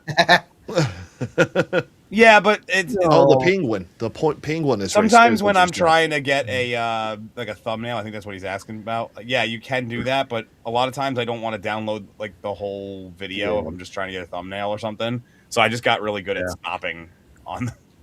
But honestly, for a 1 minute trailer, it looks fucking good. It does. No, yeah, that's probably my favorite Batman story of all time, outside of the Long Halloween. Also, getting trailer 1 minute. That's all we need. We don't need a 5 minute teaser trailer. Did you notice that Batman did one very specific thing? He punched people in the face. It is what needs to be done with blood. Blood. No, it's definitely that. Once I saw that they were doing that, because I hadn't even heard of that. That was like once I saw the trailer, that was the first time I actually knew about it. I don't really hunt down, what's coming out in years from now. So like I only kind of find out like a year, like the year or the year before something comes out. Yeah. Dude, did you say the Long Halloween is your favorite Batman comic? Is that what you said? It's one of them. Oh, let's say I got kind of I don't know if it's a hot take or not, but my favorite Batman comic is actually No Man's Land. I have all 3 omnibuses of No Man's Land. So. Yes, I love No Man's Land. I'm very much my call sign in Afghanistan was Two-Face. Nice. So yeah, I'm a big Harvey Dent stan. No Man's Land is a great one. Just so many basically. Was it GCPD? That's another good one. Gotham Central. That's that's a great one. Rebel Rose just brought up the werewolf trailer. Have you guys seen that? The new Robert Eggers. Yeah, that looks so good. No, I did. I mean, I can pull it up. We can see if we can pull that up. Is that something we can pull up in here? Yeah. I mean, I could do it. Yeah. I mean, I haven't seen it. I saw it, Rebel Rose. I saw the trailer released, but I haven't watched it. As long as you show 10-second increments, they don't show. I mean, I'll get flagged anyway, but. Well, it seems like they're more lenient when you show clips versus the entire thing. Yeah. I get flagged for old Two Hose episodes that have been on my channel for years. So. Dude, they've been slowly flagging me for all the episodes of my show, so it's like. It's the movie that's coming out around Christmas. Yeah. Aaron Taylor Johnson. Yep, that exactly. One? And there's like a few different. I just want to make sure I was getting the right thing. Now, I mean, unlike Christopher Nolan, supposedly Eggers, he talked to historians to get the 13th century dialogue to sound like the time frame. Oh, my dad. His stuff isn't for everyone. I think Nosferatu is kind of tough to get through, but you got to respect the guy's like dedication. You know what I'm saying? Oh, yeah. Nosferatu in theaters, it was a good theatrical experience. Yeah, it was. I watched it in like an old theater as well, which is cool. Yeah. From Robert Eggers. Look at Defoe's face. I know, dude. Willem Dafoe's so good, bro. Imagine you walked into a room and saw that shit. I would shit my pants. There's. You don't know what he's gonna do, but it's not something you want done to your body. I love that he's bringing back like the kind of the original takes on these mythological creatures as well, like the old vampire take, the old witch take, werewolves and stuff. I think he's talked about how there won't be silver bullets and bites. I like the resurgence of using black and white, by the way, in movies. Have you seen Spider Noir? Yes. Oh, in black and white, it was so good, dude. That's how I watched it. I admit, I watched every episode. I watched every episode in both. Is it good, that show? It's fun. I just want to point out that creepy old dude just beckoned a child into a cave in the middle of nowhere. As you do. That happened to me like 20 times when I was a kid. I turned out fine. That's Scoutmaster Jane right there. Spider Noir was fun. It wasn't great, but it was fun. Well, this is the chanting I've heard in some shorts. Yes. It's a DC party. Okay. Hold on, I'm just gonna pause it for a second. Yeah, pause it. I don't know, man. I'm a big Robert Eggers fan. Everything he's done has been fantastic. Yeah, I don't disagree with that. Yeah, there hasn't been a film where I'm like, oh, that sucked. They've all been really solid. Captain Salt is right. But Brendan Gleeson was so good in that show. I'm just getting all these fantastic Willem Dafoe stops here. This is how he looks at you after you enjoyed what he did to your body. Yeah. The phone's like 90 too. He still looks good. There was a firefight. I just want him to yell that in every movie that he's ever been in. Is that Johnny Depp's daughter again? That is that's Lily Rose Wait, Depp. why would you be? With her big nipples. That's what? That's another white. Hang on. I'm just gonna move on with my life from that. This is another thing I like that he does. Like Mike Flanagan does it as well, where he collaborates with the same actors over and over again. I love that. I both like and hate that because they get to learn each other's style, but after a while, it becomes kind of grating because they start shoehorning actors into roles that probably aren't best for them. I mean, that's kind of what we're seeing with Christopher Nolan. Yeah. But then Quentin does it too, though. Quentin has also hasn't released a movie in forever. You better leave my man Tarantino alone. It works when it works, and it doesn't when it doesn't. But you could put Defoe in anything, though. Of course, yeah, he is great. So what about nipples? What? I'm already off looking. So. Yeah. And now, Frosty, you've seen her topless, okay? She got small boobs, that's for sure. All right. I'm trying to stop. It looks like my ex-wife. I mean, I did it worse. Oh, you're batting out of your league, eh? Yeah, that's wow. Wow, fuck, man, fuck it. That'll make your wiener goat come out your asshole there. Oh, what is that creature at the front there? Go back. What is that fucking goblin at the front of the crowd there? Yes. I think there's some. They're Honestly, I'm something of a freak show myself. There's two of them. Look at the one behind to the right. All of them have fucked up faces if you look. For the whole payoff, she wants to pee on me. It's all right.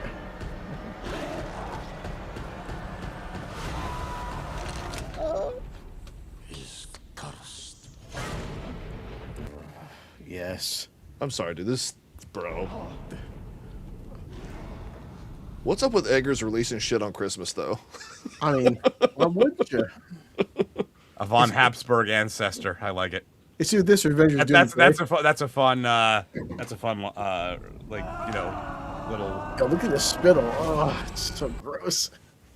So apparently, Werewolf is a 13th century gothic horror film that follows a medieval village terrorized by an ancient supernatural threat. It centers around a farmer, Aaron Taylor Johnson, burdened by a bestial curse that he contracted during a devilish ritual in his youth, and his wife's desperate attempts to keep him safe.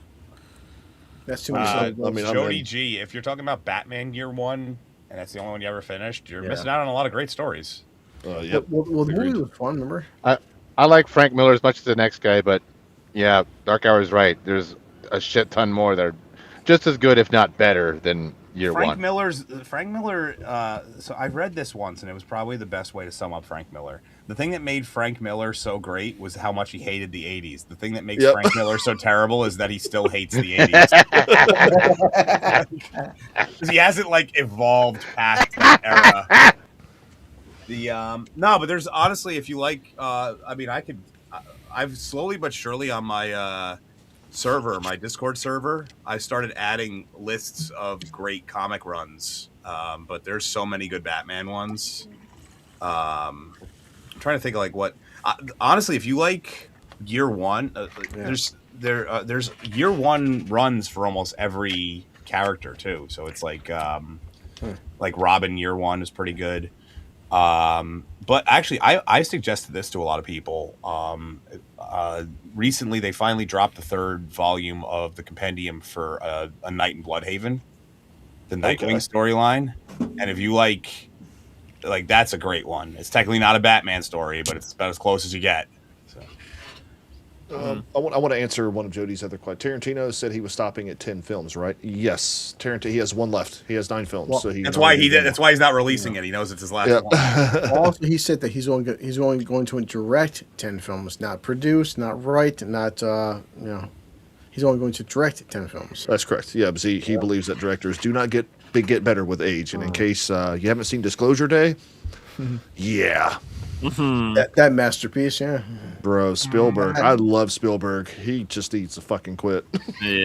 I mean, I'm also I didn't really like Scorsese's film with Johnny Depp there, or not Johnny, fucking Leonardo DiCaprio. The what's the fucking Aboriginal one he did? Flower Moon. Thing. Yeah, not a big fan of that one. it was terrible. Fucking 4 hours long. Get the hell out of here. Yeah, told from the wrong perspective. I mean, just go watch Mississippi Burning. That's a much better film. It's the same story, except it's told from the FBI's point of view, and it's a way better movie. You mentioned Dark Knight, Dark Hour. We should put it on your Discord, do a watch party of the Peter Weller film. I love that. I love part 1 and part 2. I really should like start doing those watch alongs. Problem is, it's I just don't have a lot of time in my life. That's We've thought about doing them too. Yeah, they're fun. They're fun. Yeah, we did it for what's the fucking War of the Worlds. Our community made us watch War of the Worlds. They made you guys watch it for the first time and me the second time. Which one? You know which one we're talking about. Not the decent one with Tom Cruise. The really fuck. bad one. that reminds me, Loser. I have to thank you. We're all losers. You were blue collar losers specifically, because months ago we were asking about how you were talking about movies. You had 4 words to sum up the year: War of the Worlds, and I was stuck in Christmas Day away from family, friends, even truck stops. I had literally nothing to do, so I thought, you know what? Fuck it. I'm gonna watch War of the Worlds, and it was easily the funniest part of the whole fucking day watching that goddamn movie. That movie is a masterpiece. Yeah, it is something. It's a delightful disaster piece, is what it is. Me and Dark Knight, we know Emperor J good. When you can watch War of the Worlds sober, and after watching it, it feels like you drank like a 24-pack of Budweiser. Well, that's every night for me. It's a masterpiece. Good Lord. I I mean, thought you and I. Toller kind of sounds a little bit like Jay Goodwin. Like you. What the fuck is that supposed to mean? You have a similar voice to him. Toller, our friend Dark, we know Sammy. Me and Sammy 3P sat together. It was midnight. We watched War of the Worlds. We both were drunk, and like it's the hardest I've laughed in about. Besides Jackass, I was crying laughing. Like, this movie is fucking perfect. Add me on Discord. I want in on this action. I'm drinking anyway. Might as well. Do not watch War of the Worlds sober. Yeah, we made that mistake. I asked you. We watched it on our fucking podcast, and I asked Toller and Lumar if they were drinking or anything. At least fucking smoke some pot, and they're like, "No, we're doing it sober." It's like, God, fucking. Which is weird for Lumar, because most of the time you can hear the gin bottle opening. Yeah. During the podcast, but he's British. He's British. He has to be drunk legally. Well, it's like later in the night for him. We start recording at 2:00 Eastern Standard Time. It's like it's a little early for us. You just got a turtle gift. It's awesome. It sends you a turtle. It's awesome. Well, I'm starting to get hungry. So if anybody has anything they want to talk about for the next 5 minutes, just one suggestion for some of the other reviewers out here. There's some really good media lately that has gone largely ignored by most of us, and I'm just as guilty as the rest of you guys. Yeah. So I would suggest. I have it written down. I can't read my handwriting. Yes. Sheep Detectives has gotten a lot of great reviews. It's largely ignored by most of our community. Like Film Threat did it, and like Jeremy Johns did it, and a handful of other guys we've never heard of talked about it. Nobody else. And what widely damn ignored, The Amazing Digital Circus just wrapped up 10 days ago. Final episode on YouTube. 69 million views. No one's saying shit about it. And I tried getting into it. I know, and you have this love-hate thing with animation, but there's other guys in here that may not have that same affliction that you unfortunately suffer from. Fair enough. I've seen the Sheep Detective thing. I haven't seen it, but I've heard about it. Yeah, I have. That's one that's been on my list for a little while. The premise seemed hilarious to the point where I was like, this is either going to be one of the worst things I've ever seen, or it's actually going to be, it's going to surprise the shit out of me. It's not going to be like in the middle. Yeah.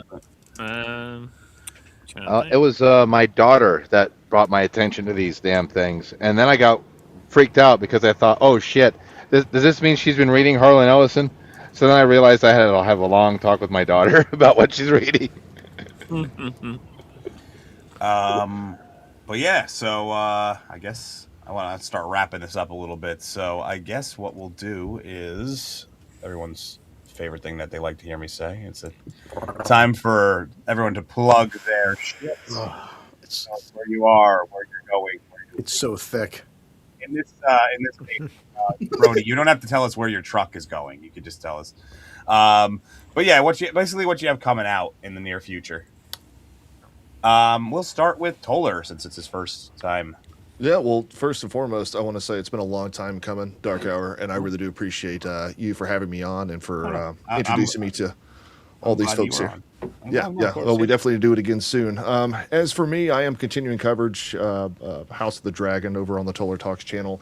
But specifically, I'm targeting someone in a series this week of what I've been calling What a Piece of Shit, where I've been targeting people in Hollywood that have not so good pasts. And unfortunately, James Gunn himself has found himself in my scope. So we're going to be digging up that guy's particularly troublesome pasts, especially with folks of the younger variety. Ooh. So, Counselor Kevin. So yeah, I will add your channel after the fact because I have everybody else's channel, but I didn't have yours on there. So I will right when we're done, I'll add it to the guests because it was kind of a late ad, but I guess then let's go Jen off. Yeah, you can find me at Generation Offended YouTube channel. I cover movies and TV shows. I'm getting into some pretty deep dive stuff lately, so I'm covering The Boys right now still. I'm working on part 3 of my series on the show. It's looking to be another like hour long or more video, so that's going to be fun. Yeah, and catch me there. Rhodey. Hello, everyone. I am Road Unlife Productions. I have a handful of videos out. My channel will be 1 year with movie reviews this July 4th. And to commemorate the event, I'm trying real hard to get a video review out on a movie that I believe to be the worst released this year, bar none. Not so far, bar none. If you want to find out what it is, you'll have to subscribe to find out. In the meantime, you can also check out my other reviews of Starfleet Academy, a few Predator films. Gonna be doing whenever the fucking Alien Earth does season 2, and I'll be that for a while. Oh baby! And I will also be starting my research phase for my Veterans Day thing this year. I know what film it's going to be now, but if you want to find out what film we'll be reviewing, what war film for this Veterans Day, you'll have to subscribe to find out. I don't want to interrupt you, but are you a veteran by chance? Yes, sir, I am. I'm a Marine veteran. Oh, that's right. We've spoken about this before. Sorry, my memory sucks. Oh yeah, I didn't even. That's what deployment does. I forget. Where am I? Seriously, what fucking state am I in right now? Shit. Yeah, we talked in the Discord. Yeah, we're both Marines. My bad, brother. Sorry. It's a head trauma. Don't worry about it. I didn't even realize I didn't do that on purpose. That's actually pretty cool. I don't think I've ever had 2 veterans on at the same time. Two Marines. 2 Marines. Yeah, you add one more of us, and it's over. Yeah. Speaking of over, blue collar loser. Okay, so I only drank half this. So cool. America. Goddamn right. So,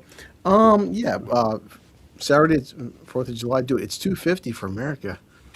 I'll show you fucking raw. Goddamn right. Tomorrow I'll watch it. Tomorrow we'll go see Minions. I'm just so excited that there's a bunch of tourists in America for the World Cup for our 250th birthday. We're gonna scare the shit out of these motherfuckers. Yeah, they're not expecting how America we get. Exactly. Every Tuesday I keep watching older films like me and Dark Hour, Jay Goodwin. We watch Starman. Fantastic 80s film. Next week, you know what we're going to watch for 4th of July? Red Dawn with fucking Patrick Swayze. Oh, man. Great film. So, yeah. And awesome. Thanks for Dark Hour to having Toller Talks on. He was fantastic, and of course the whole panel. No, I love everybody that I bring on here. This is where I hang out. So I'm glad that I'm doing it weekly now because you have some great guests, man. Come on. I only bring in the best people. Yeah, you're the best fleshlight I've ever met, man. Trust me. I mean, I hope we can get a better host, but it's all right though. It's fine. Speaking of terrible hosts, Bobby. No. Yeah, I'm still here. No. What do you and Matt have coming up? Well, I'm balls deep in my edit right now for Supergirl, so that'll be out hopefully by the end of the week. And then we've been getting a lot of requests to cover Citizen Vigilante, so we're probably gonna. Yeah. Citizen Vigilante. I feel like that's one that I'm not sure I could do a deep enough dive on to really make it work. It's it's a very basic premise. Yeah, I don't know. Like, I think we're gonna probably end up talking about why it's dividing people quite a bit as opposed to the paper thin story. Yeah. But we keep getting a lot of requests for it, so I watched it the other night. Matt's gonna watch it this week, and then we'll sit down and do that. And, that'll be probably our follow up to Supergirl. Okay. I'm not quite as balls deep into Supergirl as you are, but but my video will be coming out this week. I for sure I'm going to get it out before the weekend. I always try to get out a video right before 4th of July. It just always seems to be a decent weekend for my channel, and I think this one's going to be my layoff on writing for a little while. Has helped this script immensely.